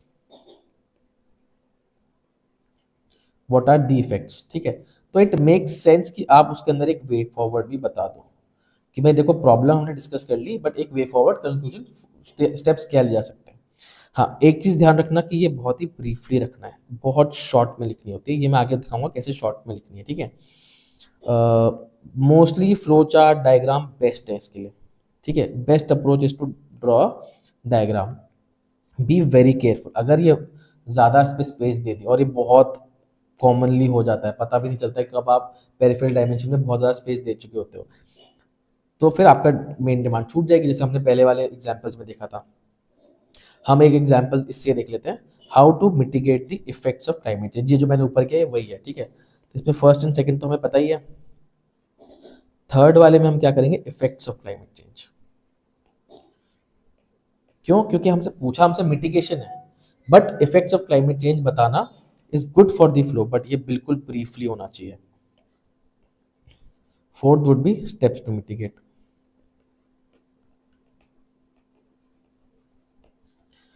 ठीक है। अब ये इफेक्ट्स हम बताएंगे कैसे, जैसे मान लो कि ये अगेन हमारे दो पेजेस हैं, ठीक है। इतने में हमारी हो गई डेफिनेशन, इतने में हो गया हमारा फ्लो चार्ट जो हम पहले बना ही रहे थे। उसके बाद इतने से पार्ट में, इसको दूसरे कलर से कर लेता हूँ, इतने से पार्ट में हमें बताना है इफेक्ट्स, ठीक है। उसके बाद मेन डिमांड जो हमारी तरफ से चल रही है वो होगी स्टेप्स टू मिटिगेट, ये इतने में चलेगा, ठीक है। ब्रीफली हम बता देंगे स्टेप्स टेकन और फिर कंक्लूजन, ठीक है। ये इफेक्ट्स यहाँ बताना, बेस्ट बताने का तरीका रहता है कि आप ऐसे लिख दो, इफेक्ट्स ऑफ क्लाइमेट चेंज, ठीक है। जैसे ध्यान हो तो आदित्य श्रीवास्तव के आंसर में उन्होंने बेनिफिट्स लिखा हुआ था, उसी तरह से तो इसको ऐसे तीन चार इसके लिख दो, ठीक है। इफेक्ट्स क्या होंगे, कुछ इकोनॉमिक इफेक्ट्स होंगे, इकोनॉमिक लॉसेस होंगे, ठीक है। कुछ हेल्थ वाइज होंगे, हेल्थ बेस्ड इसके लॉसेस होंगे या इफेक्ट्स होंगे, एग्रीकल्चर को कुछ अफेक्ट कर रहा होगा, बायोडाइवर्सिटी को अफेक्ट कर रहा होगा। बेसिक जेनरिक पॉइंट्स बता दिए। इसमें चाहो तो एक आध में आपने किसी में आंसर भी एग्जाम्पल भी लिख दिया, ठीक है, बट इसमें सब हेडिंग देना ये सब देने की जरूरत नहीं होती है,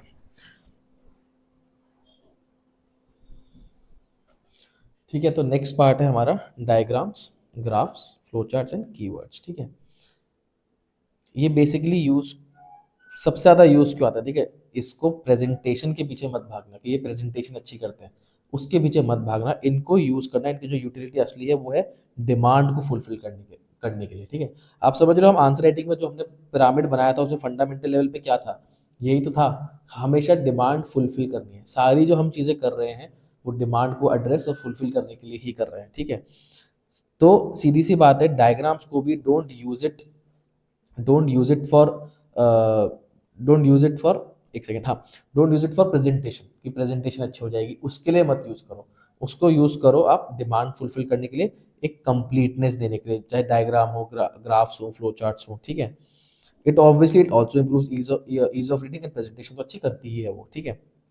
एग्जाम्पल देता हूँ इसका एक, ठीक है। मान लो कि आर्ट एंड कल्चर का क्वेश्चन है, स्तूपा के ऊपर कोई क्वेश्चन आया मान लो, ठीक है। फॉर एग्जाम्पल क्वेश्चन है कि स्तूपा का कल्चरल सिग्निफिकेंस,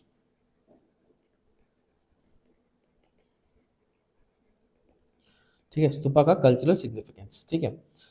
अब क्वेश्चन में डायग्राम की ऐसी जरूरत नहीं है, कल्चरल सिग्निफिकेंस बता रहे हैं, बट अगर इसमें अगर आप एक ये बना दोगे स्तूपा, ठीक है, ये स्तूपा हो गया, ये उसकी बाउंड्री हो गई है, उसके ऊपर का वो जो होता है, ठीक है, तो ये अच्छा लगेगा, ठीक है, ये रेलेवेंट है, ठीक है, और ये फ्लो में भी आ रहा है, ठीक है। ये केवल प्रेजेंटेशन पर्पसेस से नहीं हो रहा है, ये फ्लो में भी बन रहा है और ये पूरे एक आंसर को कंप्लीटनेस दे रहा है कि आपने स्तूपा बना दिया, ठीक है। कुछ ऐसे क्वेश्चंस होते हैं, कुछ ऐसे टॉपिक्स होते हैं, सॉरी, जिसमें कंपलसरीली बनाना ही चाहिए, ठीक है। जैसे ज्योग्राफी हो गया, इकोनॉमी हो गया, सिक्योरिटी हो गया, इंटरनेशनल रिलेशंस हो गया, डिजास्टर मैनेजमेंट हो गया, ठीक है। इन्वायरमेंट भी है जिसमें कहीं कहीं जगह हमको डायग्राम्स बना देने चाहिए, ठीक है। हाउ टू प्रैक्टिस, ये प्रैक्टिस कैसे की जाए, how to develop a habit जहाँ पे कि आप ये हर आंसर में कर रहे हो। तो सबसे जो इसका इम्पोर्टेंट तरीका है प्रैक्टिस करने का, वो है नोट्स।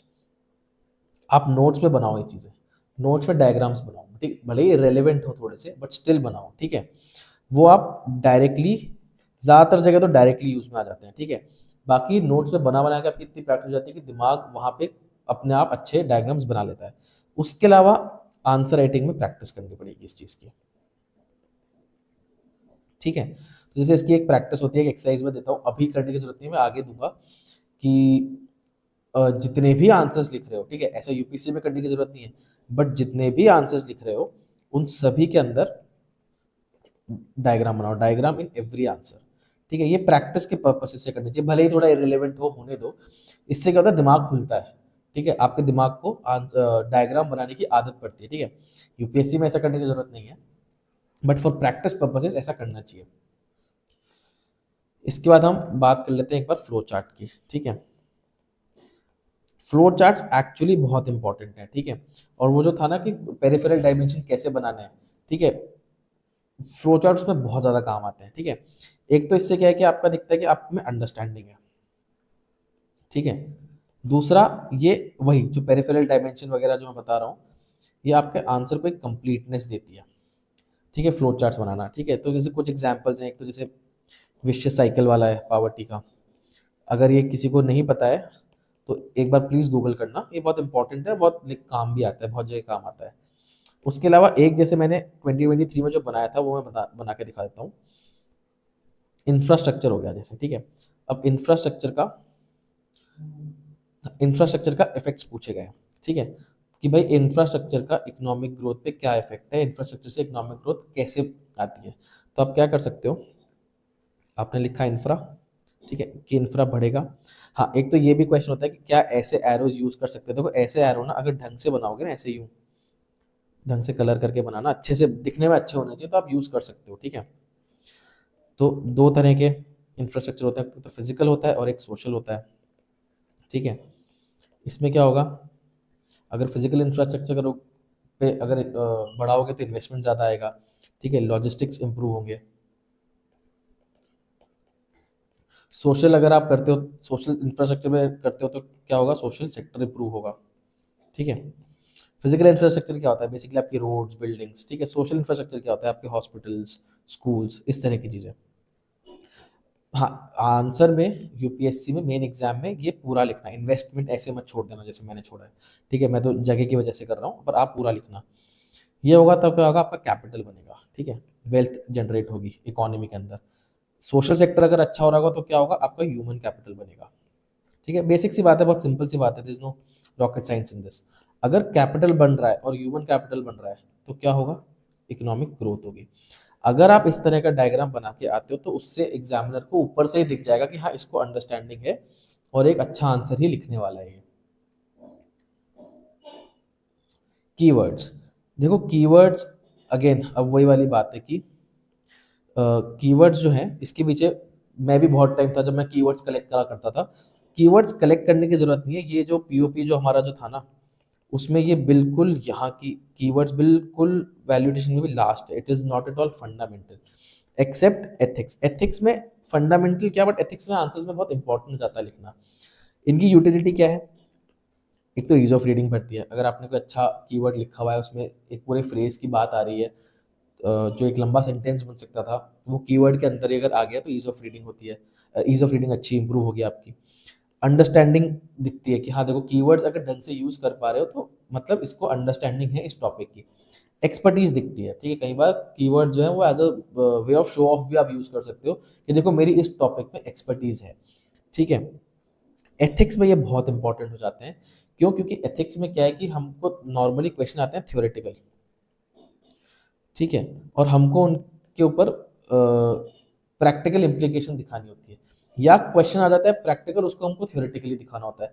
तो यहाँ पे कीवर्ड्स यूज करना मतलब एक मतलब ईज ऑफ रीडिंग भी बढ़ती है, प्लस की एथिक्स के अंदर कीवर्ड्स यूज करना मैं ये मानता हूँ कि इंपॉर्टेंट है, यूज करने चाहिए। ये कैसे करेंगे ये हम लास्ट लेक्चर में देखेंगे, आंसर राइटिंग के लास्ट लेक्चर में जो जीएस के ऊपर फोकस करेगा उसके अंदर हम देखेंगे कैसे कीवर्ड्स यूज करने हैं।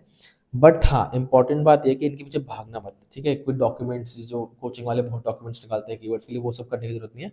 लेट देम कम नेचुरली, ठीक है।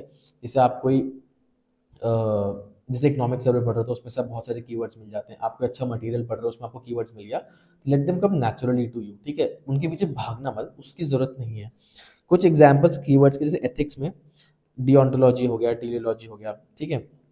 जीएस 4 में और स्पेशली केस स्टडीज में ये बहुत यूज होता है, ठीक है। कैसे यूज होता है ये हम जब हम जीएस 4 ढंग से कर रहे होंगे थर्ड या फोर्थ लेक्चर में हम तब देखेंगे। जैसे ये इकोनॉमिक सर्वे का है, पीटर पैन सिंड्रोम हो गया, प्रीमेच्योर डी इंडस्ट्रियलाइजेशन हो गया, मिसिंग मिडल इशू हो गया, फ्रैगमेंटेड सेक्टर हो गया। ये टेक्सटाइल के लिए बहुत यूज होता है। टेक्सटाइल सेक्टर जो है, इंडस्ट्री जो है वो इंडिया में फ्रैगमेंटेड है काफ़ी ज़्यादा, ठीक है। ज़्यादातर जितने भी हैं ये इकोनॉमिक सर्वे से ही निकले हैं, ठीक है। इस तरह के कीवर्ड्स हम यूज़ कर सकते हैं, बट उनके पीछे भागना मत। नेक्स्ट, और ये काफ़ी इंपॉर्टेंट है, structure and subheading. Structure is actually very important, ठीक है। जैसे मैंने क्लाइमेट चेंज का जब बताया था आपको टॉपिक, तो उसमें ध्यान है मैंने सब हेडिंग्स लिखे थे कि इंटरनेशनल क्या होंगे, ठीक है। क्लाइमेट चेंज का जो आंसर मैंने सबसे पहले किया था तो उसमें इंटरनेशनल, ठीक है, जियो पॉलिटिकल, ठीक है, इस तरह की सब हेडिंग्स दी थी। तो ये वही सब हेडिंग्स हो गई। विमेन वाले में भी मैंने कॉन्स्टिट्यूशनल, लीगल, ऐसे करके सब हेडिंग्स दी थी, तो ये वो सब हेडिंग्स हो गई, ठीक है। स्ट्रक्चर होता क्या है? Structure basically is placement of different dimension, ये मैंने पहले भी बताया था ना, प्लेसमेंट्स ऑफ डिफरेंट डायमेंशंस, ठीक है। ये मैं आगे भी बताता हूँ कि ये कैसे एग्जाम में कैसे दिखता है, ठीक है। They are directly related to the demand of question. Structure जो है डिमांड ऑफ क्वेश्चन पे ही बनना चाहिए, ठीक है। And it also improves ease of reading, ease है, ईज ऑफ रीडिंग, ठीक है। Structure should be according to the question only, ठीक है। ये अभी हम आगे देखते हैं, और हम टॉपर्स के आंसर में भी, जैसे जो रैंक 1 का हमने आंसर देखा था उसमें भी जो स्ट्रक्चर, जो हेडिंग्स लिखी हुई थी, जो स्ट्रक्चर था वो क्वेश्चन के हिसाब से ही था, ठीक है। दूसरा, placement of each demand should be clearly visible. जो रैंक 1 वाले में हमने देखा था ना कि उनकी हर एक डायमेंशन अलग से विजिबल थी, क्लियरली विजिबल थी। सब हेडिंग्स कैसे यूज करना है? सब हेडिंग्स बेसिकली हम इसलिए यूज करते हैं कि भाई एक तो ईज ऑफ रीडिंग हो जाए, दूसरा मल्टीपल डायमेंशंस दिख जाती है। वही जैसे मैंने विमेन वाले में बताया ना, मैंने कॉन्स्टिट्यूशन लिखा था, लीगल लिखा था, तो उसी तरह मल्टीपल डायमेंशंस दिख जाती है, ठीक है। बट ये ध्यान रखना कि सब हेडिंग्स जो हैं वो हर जगह यूज में नहीं आती हैं, हर जगह नहीं लिखनी होती हैं। स्पेशली 10 मार्कर है तो उसमें सब हेडिंग्स लिखना हम छोड़ सकते हैं, कोई पेरिफेरल डायमेंशन है उसमें हम छोड़ सकते हैं, ठीक है। इन सब में लिखने की जरूरत उतनी नहीं होती है। एक हम एग्जाम्पल ले लेते हैं, ठीक है। क्वेश्चन है अपना वही क्वेश्चन जो चल रहा है, व्हाट इज क्लाइमेट चेंज, ठीक है। Mitigate the effects of climate change,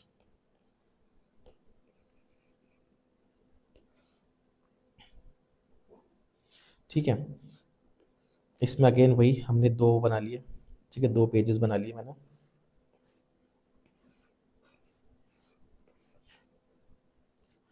यहाँ पे हमारी होगी डेफिनेशन, ठीक है, ये अलग से दिख रहा है, ठीक है। फिर हमने बनाया एक फ्लो चार्ट, ये भी अलग से यहाँ दिखना चाहिए, ठीक है। ये सॉर्ट ऑफ इनविजिबल बॉक्सेस ही हैं, ठीक है, जहाँ पे आपको ये चीज़ें बनानी है।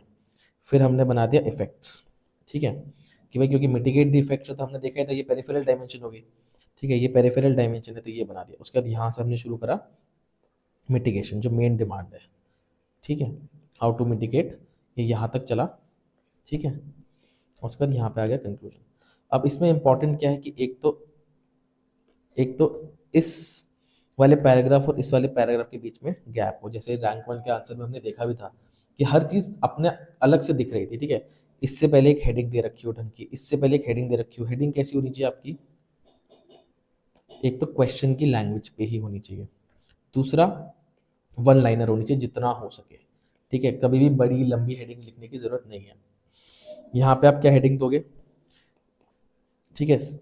क्वेश्चन क्या था? Steps to mitigate the effects of climate change, तो यहाँ पे वही लिख दो, स्टेप्स टू मिटिगेट, ठीक है।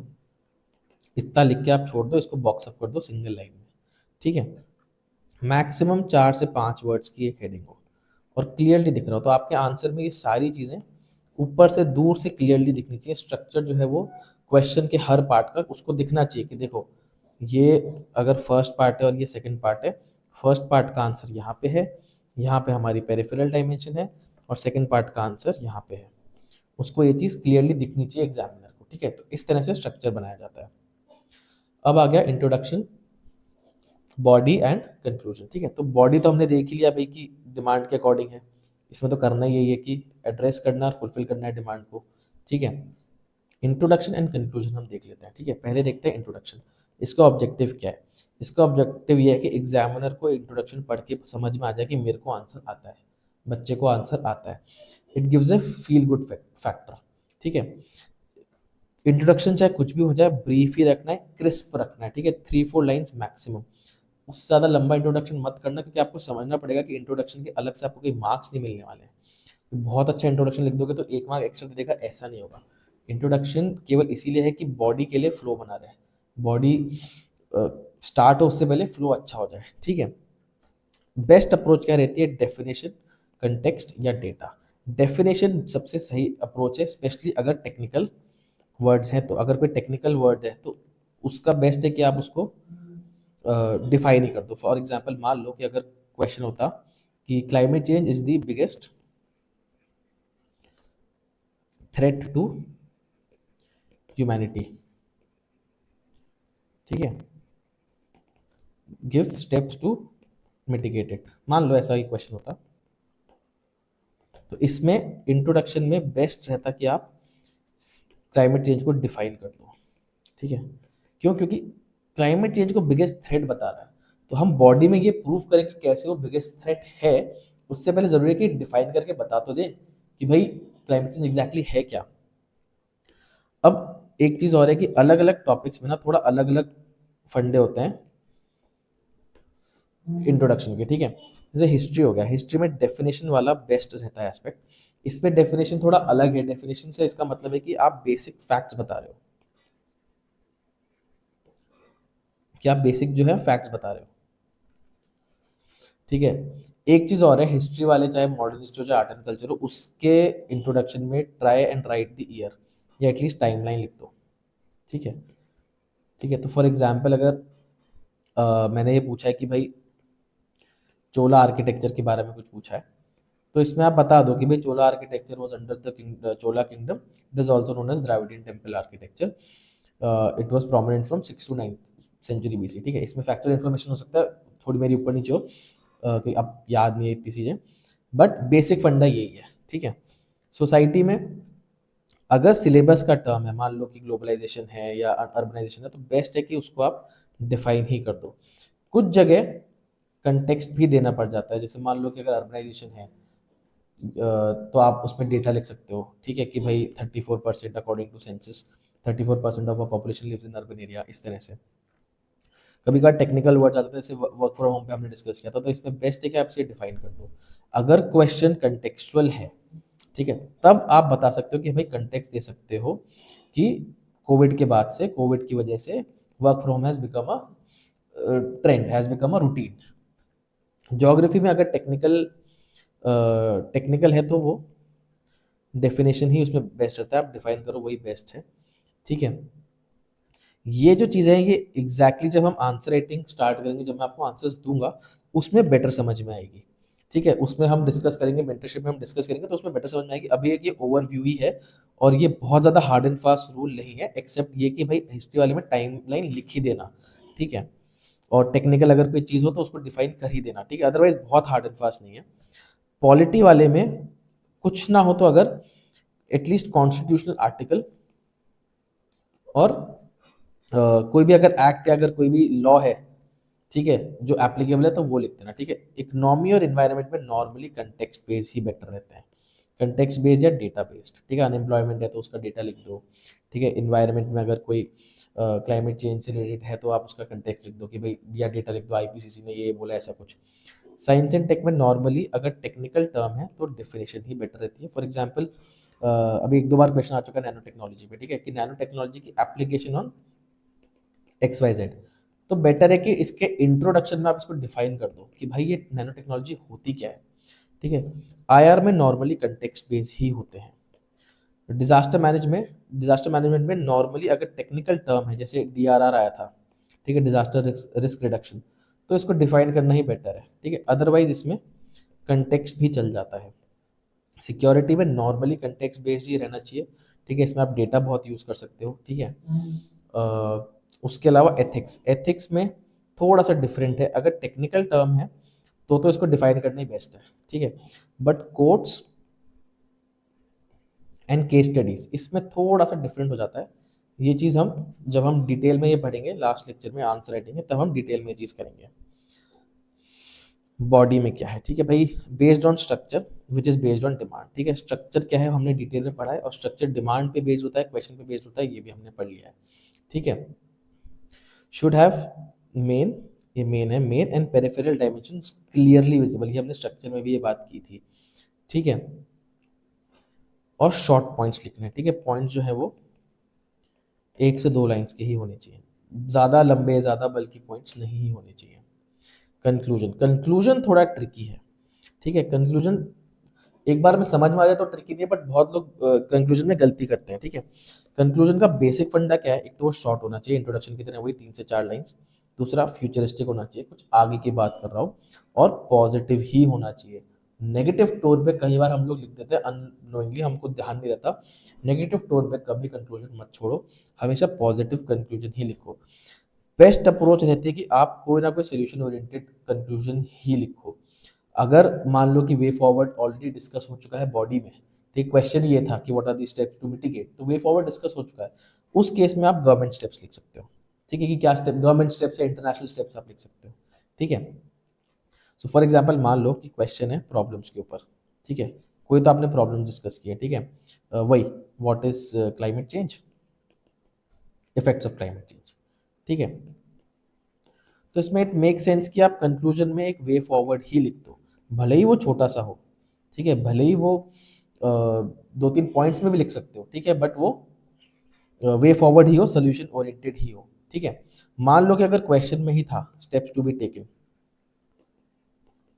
तो फिर आप कंक्लूजन में लिख दो कि क्या स्टेप्स ऑलरेडी लिए जा चुके हैं। ठीक है, बट हाँ एक चीज ध्यान रखना कि बहुत अच्छे कंक्लूजन लिखने के पीछे मत भागना। मैंने बहुत देखा है लोग ये कि ये कर रहे होते हैं कि अच्छे कंक्लूजन के पीछे भागने के चक्कर में कंक्लूजन के अगेन इंट्रोडक्शन के जैसा ये अलग से कोई बहुत ज़्यादा मार्क्स नहीं मिल जाएगा अगर बहुत अच्छा लिख दिया तो। मार्क्स किस चीज़ के मिल रहे हैं, डिमांड को एड्रेस करने के और फुलफिल करने के। उस फ्लो में कंक्लूजन का एक पार्ट है, बस उतने ही मार्क्स मिलेंगे। ठीक है, सोल्यूशन ओरिएंटेड रखो, पॉजिटिव रखो, फ्यूचरिस्टिक रखो, और छोटे रखो उनको। ठीक है, वही बेस्ट है। ठीक है, जेनरिक मत होना, कुछ स्पेसिफिक लिखना। ठीक है, उसके अलावा कमिटी रिकमेंडेशन रिपोर्ट्स ये सब यूज़ किया जा सकता है कि भाई जैसे इलेक्शन कमीशन पे कुछ आया तो हम लिख सकते हैं उसमें कि भाई अशोक ये सॉरी इलेक्शन कमीशन नहीं, एग्रीकल्चर में कुछ आया मान लो, तो हम लिख सकते हैं कि भाई दलवाई कमेटी का XYZ रिकमेंडेशन हमें यूज़ करना चाहिए। ठीक है, ये किया जा सकता है। ठीक है, एक और चीज़ है हिस्ट्री। ठीक है, हिस्ट्री में थोड़ा सा अलग हिसाब है। हिस्ट्री में ना, अगर हिस्ट्री में कंक्लूजन करना है तो 2-3 तरीके से होता है। एक तो है कि जिस बारे में पूछा गया है, जिस इवेंट, जिस हिस्टोरिकल टाइम पीरियड के बारे में पूछा गया है, उसके नेक्स्ट टाइम पीरियड से उसका रिलेशन बताओ। ठीक है, ठीक है, बेसिकली उसकी हिस्टोरिकल सिग्निफिकेंस बता दिया आपने। फॉर एग्जाम्पल अगर क्वेश्चन था, सॉरी, अगर क्वेश्चन था गुप्ता टेम्पल आर्किटेक्चर के ऊपर, ठीक है, तो आप इसका कंक्लूजन लिख सकते हो कि भाई how it influenced structural structural architecture of India, of medieval India लिख सकते हो, या फिर मिडीवल इंडिया। ठीक है, तो आपने उसका नेक्स्ट स्टेप से उसको कोरिलेट कर दिया, या फिर आप कंटेम्प्रेरी रिलेवेंस बता सकते हो। कंटेम्प्रेरी रेलेवेंस, ठीक है, एग्जाम्पल अगर भक्ति मूवमेंट आया है तो उसकी कंटेम्प्रेरी रिलेवेंस बताना ही बेस्ट रहता है। ठीक है, गुप्ता वाले में भी आप बता सकते हो कि भाई अभी वो हमारे गुप्ता, अगर गुप्ता टाइम पीरियड के बारे में आया तो उसकी भी आज की डेट में भी कंटेम्प्रेरी उसकी रिलेवेंस है। ठीक है, उसके लिटरेचर की, उस टाइम पे जो भी लिटरेचर लिखा गया, उस टाइम पे जो डांस प्रैक्टिसेस, टेम्पल, वो आज भी हमारे कल्चर का बहुत इंपॉर्टेंट पार्ट है। Government steps and solutions. ठीक है, government steps and solution oriented approach, ये मेरे हिसाब से जितने आंसर्स में लिख सको उतना उतना कम है। ठीक है, हाँ, कुछ क्वेश्चन होते हैं सोसाइटी वगैरह के जहाँ पे उतनी ज़रूरत नहीं होती है, but otherwise use it as a rule of thumb कि हम हर क्वेश्चन में गवर्नमेंट स्टेप्स और सोल्यूशन ओरिएंटेड अप्रोच दिखाएं दिखाएं। ठीक है, मान लो अगर डायरेक्टली पूछा कि what steps have been taken तो लिखोगे, अदरवाइज या तो आप एग्जाम्पल्स में यूज करो या एज कंक्लूजन या एज अ सेपरेट डायमेंशन। ये मैं बता देता हूँ कैसे। मान लो कि स्टेप्स टू बी टेकन लिख रहे हो आप, ठीक है, वही अपने क्लाइमेट चेंज वाले का, इसमें आपने लिखा इंटरनेशनल। ठीक है, ये लिखे थे ना अपने इंटरनेशनल, और क्या लिखा था, ग्रीन एनर्जी, और क्या लिखा था, व्हीकुलर एमिशन वाला। ठीक है, ये मैं लिख रहा हूँ स्टेप्स टू बी टेकन में। ठीक है, इंटरनेशनल कोलैबोरेशन होना चाहिए। Example, India's international solar alliance. Green energy example, India's national action plan जो है। ठीक है, व्हीकुलर एमिशन का example, India's fame, fame 1 and 2। ठीक है, फेम 1 एंड 2। तो ये एग्जाम्पल्स के थ्रू मैंने गवर्नमेंट स्टेप्स भी लिख दिए। ठीक है, कभी कभार ये होता है कि भाई मान लो ये आपने ऐसे बॉक्स बनाया और स्टेप्स टेकन लिख दिया। ठीक है, मेन डायमेंशन का छोटा सा बॉक्स बना के स्टेप्स टेकन लिख दिया। कहीं बार हम कंक्लूजन में लिख सकते हैं। ठीक है, अगर जगह नहीं थी तो ऐसे लिख सकते हैं कि हाँ भाई, so and so steps taken by the, या so and so efforts taken by the government is in the और are in the right direction. But जहाँ तक हो सके गवर्नमेंट स्टेप्स इंक्लूड करना ही करना उसमें। ठीक है, कुछ हम क्वेश्चंस देख लेते हैं। ये सारे अभी क्वेश्चंस रैंक 1 के ही हैं, आदित्य श्रीवास्तव के। ठीक है, उन्हीं के हैं। तो देखो इस वाले क्वेश्चन में, ठीक है, अभी हम क्वेश्चन नहीं पढ़ रहे हैं, बट इस वाले क्वेश्चन में देखो कि हेडिंग अच्छे से नहीं बनाई गई है। ठीक है, हेडिंग अलग से नहीं दिख रही है। मेरे को नहीं समझ में आ रहा कि ये हेडिंग क्या है, मुझे पूरा पढ़ना पड़ेगा। तो ईज ऑफ रीडिंग जो है थोड़ी सी कम हो रही है। ठीक है, फिर ये पॉइंट्स भी आपस में, इनमें आपस में गैप नहीं है। ठीक है, कोई एग्जाम्पल नहीं लिखा गया है। ठीक है, तो ये उतना अच्छा डायमेंशन कवर नहीं की गई। अगेन, ये जो है येट करके जो है ये बॉक्स अप भी नहीं किया, प्लस ये 2 लाइन की हेडिंग है। इसमें ऑब्वियसली ईज ऑफ रीडिंग भी खराब है और स्ट्रक्चर भी उतना अच्छा नहीं लग रहा। ठीक है, फिर देखो लंबे लंबे पॉइंट्स हैं इसमें। ठीक है, थोड़ा सा हौच पौच ज़्यादा हुआ है। ठीक है, उसका ये एक और तीसरी डायमेंशन आ गई, तो ये आपस में गैप ही नहीं है यहाँ पे। ठीक है, तो जैसे पहले वाले आंसर में दिख रहा था ना कि कब डायमेंशन शुरू हो रही है, कब डायमेंशन खत्म हो रही है, कौन सी नई वाली शुरू हो रही है, वो इस वाले आंसर में उतना नहीं दिख रहा है जितना पहले दिख रहा था। इसमें एग्जाम्पल्स भी उतने नहीं लिखे गए हैं। ठीक है, फिर एक वे फॉरवर्ड लिख दिया है। ठीक है, तो ये वाले इस वाले क्वेश्चन की ईज ऑफ रीडिंग पुराने वाले क्वेश्चन से उतनी अच्छी नहीं है। और ऐसा होता ही है, 20 में से आप 14 15 16 क्वेश्चन में ही कर सकते हो। बाकी वैसे भी कई क्वेश्चन ऐसे होते हैं जो हमको आते नहीं होते हैं, तो हम फिर उसमें ऐसे ही लिख देते हैं। उसमें हम ज़्यादा उसमें हम दिमाग में रखते हैं। हम ये चाह रहे हैं कि उसको जल्द से जल्द खत्म कर दें, 7 मिनट लगने थे तो 5 मिनट में ही खत्म कर दें। ठीक है, जैसे अब ये वाला है क्वेश्चन, ये हिस्ट्री के ऊपर है, सांची स्तूपा के ऊपर। तो भाई Sanchi stupa is an important stupa located in Madhya Pradesh and is based on ideals of Buddhism. अब इसमें बेटर रहता कि अगर ये बताते कि किसने कंस्ट्रक्ट किया था।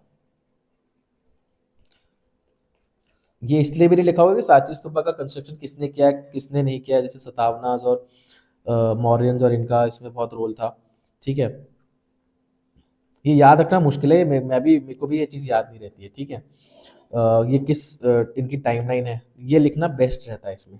ठीक है, ये थोड़ा सा जेनरिक हो गया, अपार्ट फ्रॉम कि इसमें मध्य प्रदेश बताया गया है। बाकी this is a very generic introduction. ठीक है, इन्होंने डायग्राम बना दिया। ठीक है, अब आप देखो हिस्टोरिकल सिग्निफिकेंस अलग से दिख रही है। ठीक है, और आर्किटेक्चरल सिग्निफिकेंस अलग से दिख रही है। ठीक है, आप क्वेश्चन देखो, क्वेश्चन क्या है। क्वेश्चन में बोला है account of historical and architectural importance. तो आप देख रहे हो कि स्ट्रक्चर कैसे बनाया गया है, हिस्टोरिकल सिग्निफिकेंस और आर्किटेक्चरल सिग्निफिकेंस के जैसा ही लिख के ही उन्होंने स्ट्रक्चर बनाया, जिससे कि एग्जामिनर को पढ़ते हुए साफ दिख जाए कि हाँ भाई यहाँ पे हिस्टोरिकल है, यहाँ पे आर्किटेक्चरल सिग्निफिकेंस है, और यही दो चीजें पूछी भी गई थी। इस तरह से structure banana is the best approach. ठीक है, उसके बाद देखो inspiration for future architecture. Question में भी यही लिखा हुआ है, inspired the future architecture in India. देखो तो हेडिंग जो है वो क्वेश्चन की लाइन से उठा ली, सिंपल सी क्रिस्प सी एक लाइन की हेडिंग है, टू द पॉइंट है, एग्जामिनर को पढ़ते ही दिख रहा है कि हाँ मेरी सेकंड डिमांड यहाँ से स्टार्ट हो रही है, इन्होंने ये 3 पॉइंट दे दिए हैं, 4 पॉइंट दे दिए हैं। तो एग्जामिनर जो है एटलीस्ट स्ट्रक्चर और ईज ऑफ रीडिंग है वहां तक इसको देख के खुश हो जाएगा कि हाँ ठीक है, मेरे को आराम से पढ़ने में आ रहा है, उसको इसको पढ़ने में जोर नहीं आएगा। एक और देखते हैं, ठीक है, क्वेश्चन है भगत सिंह के बारे में। तो ठीक है, इन्होंने बता दिया इंपॉर्टेंट रेवोल्यूशनरी फिगर है, बॉर्न इन 1819 और 1931 तक थे। ठीक है, थोड़ा सा जेनरिक है कि वॉज एन इंपॉर्टेंट रेवोल्यूशनरी। ठीक है, ये थोड़ी सी जेनरिक है बट स्टिल उन्होंने टाइमलाइन दी है, कुछ स्पेसिफिक चीज दी है। अब यहाँ देखो भले ही हेडिंग को उन्होंने बॉक्सअप नहीं किया है, बट वो इतना खुला खुला और इतना गैप देके लिखा है, यहाँ पे देखो कितना गैप है। ठीक है, इसमें भी आपस में गैप है कि वो आराम से अलग से दिख रही है। अब एक बार क्वेश्चन देखो, क्वेश्चन है revolutionary ideology, goals of revolution and forms of revolutionary struggle. ये तीन चीजें पूछी गई हैं।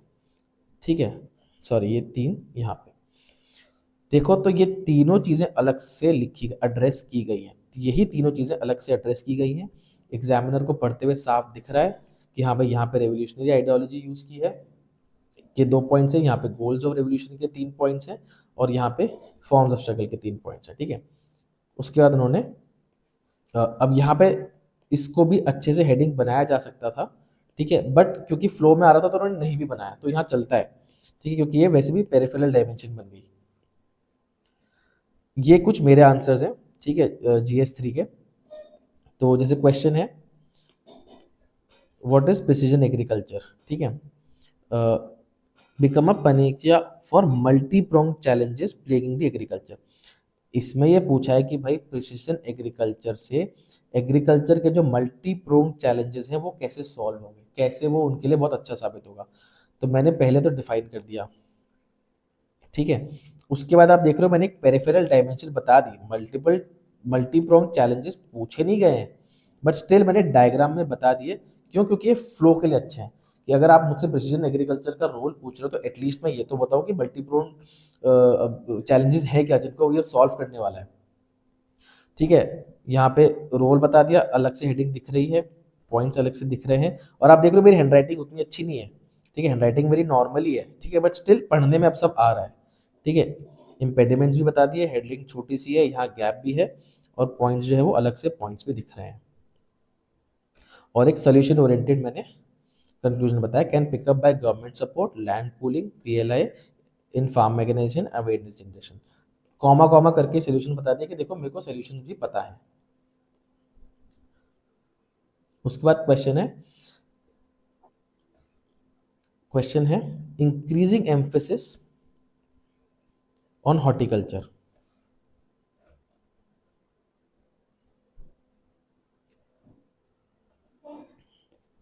Increasing emphasis on horticulture. ठीक है, ये मेरा एप्पल पेंसिल जो है थोड़ा सा तो वो अटक रहा है अब। हाँ, तो देखो इसमें कायदे से मेरे को इसमें डेटा देना चाहिए था। ठीक है, बट उस टाइम पे मेरे को याद नहीं था तो मैंने हॉर्टिकल्चर की डेफिनेशन कर दी, बट यहाँ पे डेफिनेशन नहीं देनी चाहिए थी, यहाँ पे डेटा ही देना चाहिए था कि उसकी पोटेंशियल क्या है। हाँ, अब ये देखो एम्फेसिस ऑन हॉर्टिकल्चर। ठीक है, क्वेश्चन क्वेश्चन की टर्मिनोलॉजी उठा ली मैंने।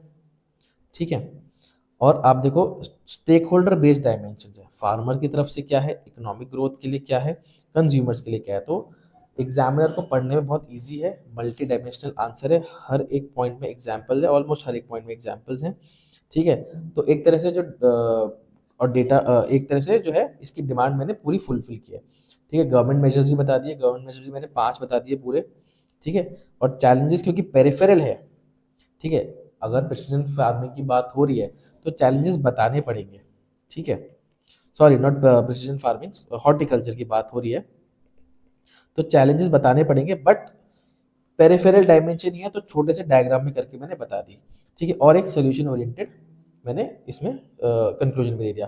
कंक्लूजन थोड़ा बड़ा हो गया, 3 से 4 लाइन तक का ही रहना चाहिए, बट स्टिल सोल्यूशन ओरिएंटेड है। Tenets of answer writing. अब ये बेसिकली क्या है, ये एक डॉक्यूमेंट है जो मैंने खुद के लिए बनाया था, और ये मैं एग्जाम सेंटर में जाने से पहले लास्ट यही चीज़ पढ़ता था।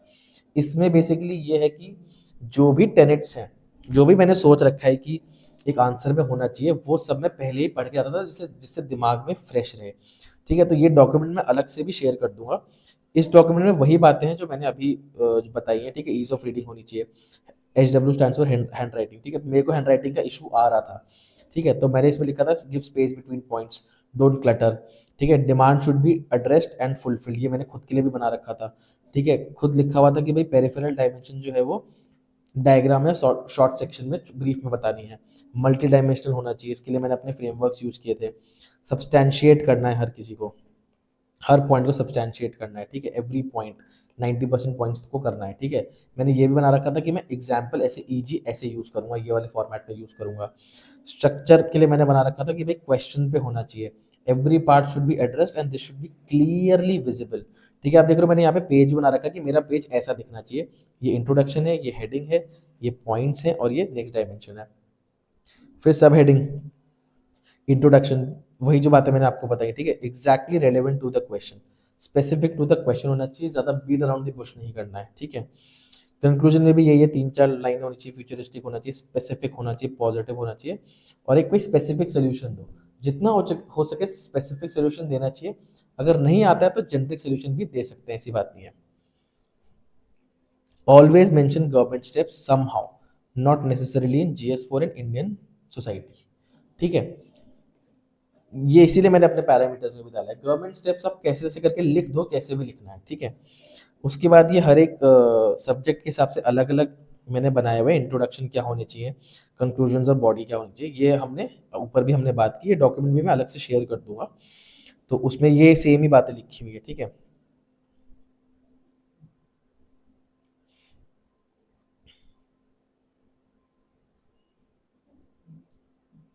Task from this lecture. ठीक है, अब ये लेक्चर खत्म हुआ तो कुछ टास्क हैं इसके लिए। ठीक है, तो सबसे पहला टास्क तो ये है कि आपको ये जो tenets of document answer writing का जो डॉक्यूमेंट है, ये अपने खुद के लिए भी एक ऐसा डॉक्यूमेंट बनाना है। ठीक है, सबसे पहला टास्क तो यही हो गया। उसके बाद, और ये हाँ, आप ये डॉक्यूमेंट मेरे डॉक्यूमेंट में से देख सकते हो, और खुद की अंडरस्टैंडिंग से भी बना सकते हो। ठीक है, उसमें खुद को अपने जो आपको लग रहा है कि हाँ ये चीज़ तो मैं उतनी प्रॉब्लम, जैसे अब ईज ऑफ रीडिंग का अगर प्रॉब्लम नहीं है, मेरी ईज ऑफ रीडिंग का प्रॉब्लम था, इसलिए मैंने वो लिखा हुआ था। अगर आपकी ईज ऑफ रीडिंग का प्रॉब्लम नहीं है तो उसको मत लिखना। ठीक है, कोई ज़रूरत नहीं है। दूसरा टास्क है एटलीस्ट 5 टॉपर्स के। ठीक है, 5 टॉपर्स के जो कि अलग अलग साल के हैं। ठीक है, और ऐसे रैंक टॉप 5 रैंक्स मत देखना, रैंडमली ऐसे टॉपर्स उठाना, उनके आंसर्स पढ़ना, एटलीस्ट 10-10 क्वेश्चंस पढ़ना, 10-10 आंसर्स पढ़ना, और उनको इवेलुएट करना इन पैरामीटर्स पे जो हमने बात की, जैसे मैंने आदित्य श्रीवास्तव की किए थे। थर्ड इज, आप अपने खुद के पुराने जो आंसर्स हैं, जो आपने मेन से पहले लिखे हैं, इससे पहले कभी लिखे हैं, उनको भी इन पैरामीटर्स पे इवेलुएट करना। और फिर इस बारे में हम मेंटरशिप सेशन में बात करेंगे कि उन पैरामीटर्स पे कहाँ पे आपको प्रॉब्लम आ रही है, कहाँ पे आपने ठीक किया है, कहाँ पे आपने ठीक नहीं किया है, फिर हम उस बारे में बात करेंगे। ठीक है, तो ये फर्स्ट लेक्चर था। सेकंड लेक्चर में हम how to write a good answer पे बात करेंगे। अभी तो हमने बस ये समझा है कि एक अच्छा आंसर होता क्या है। ठीक है, ये चीज़ अभी 50% ही समझ में आएगी। ये नेक्स्ट लेक्चर में जब हम PYQs उठाएंगे, PYQs का एक एक PYQ का स्ट्रक्चर बनाएंगे, तब ज़्यादा समझ में आने लग जाएगी कि इस तरह से सोचना है, इस तरह से प्रैक्टिस करनी है। उसमें मैं ये आपको एक और टास्क दूंगा, वो होगा प्रैक्टिस करने का, कि दिमाग को कैसे, ब्रेन को किस तरह से ट्रेन किया जाए कि वो हमेशा एक अच्छा डिमांड, एक अच्छा स्ट्रक्चर, अच्छे एग्जाम्पल्स ही सोचे। उसके लिए एक्सरसाइज भी दूंगा। ठीक है, नेक्स्ट लेक्चर में मिलते हैं।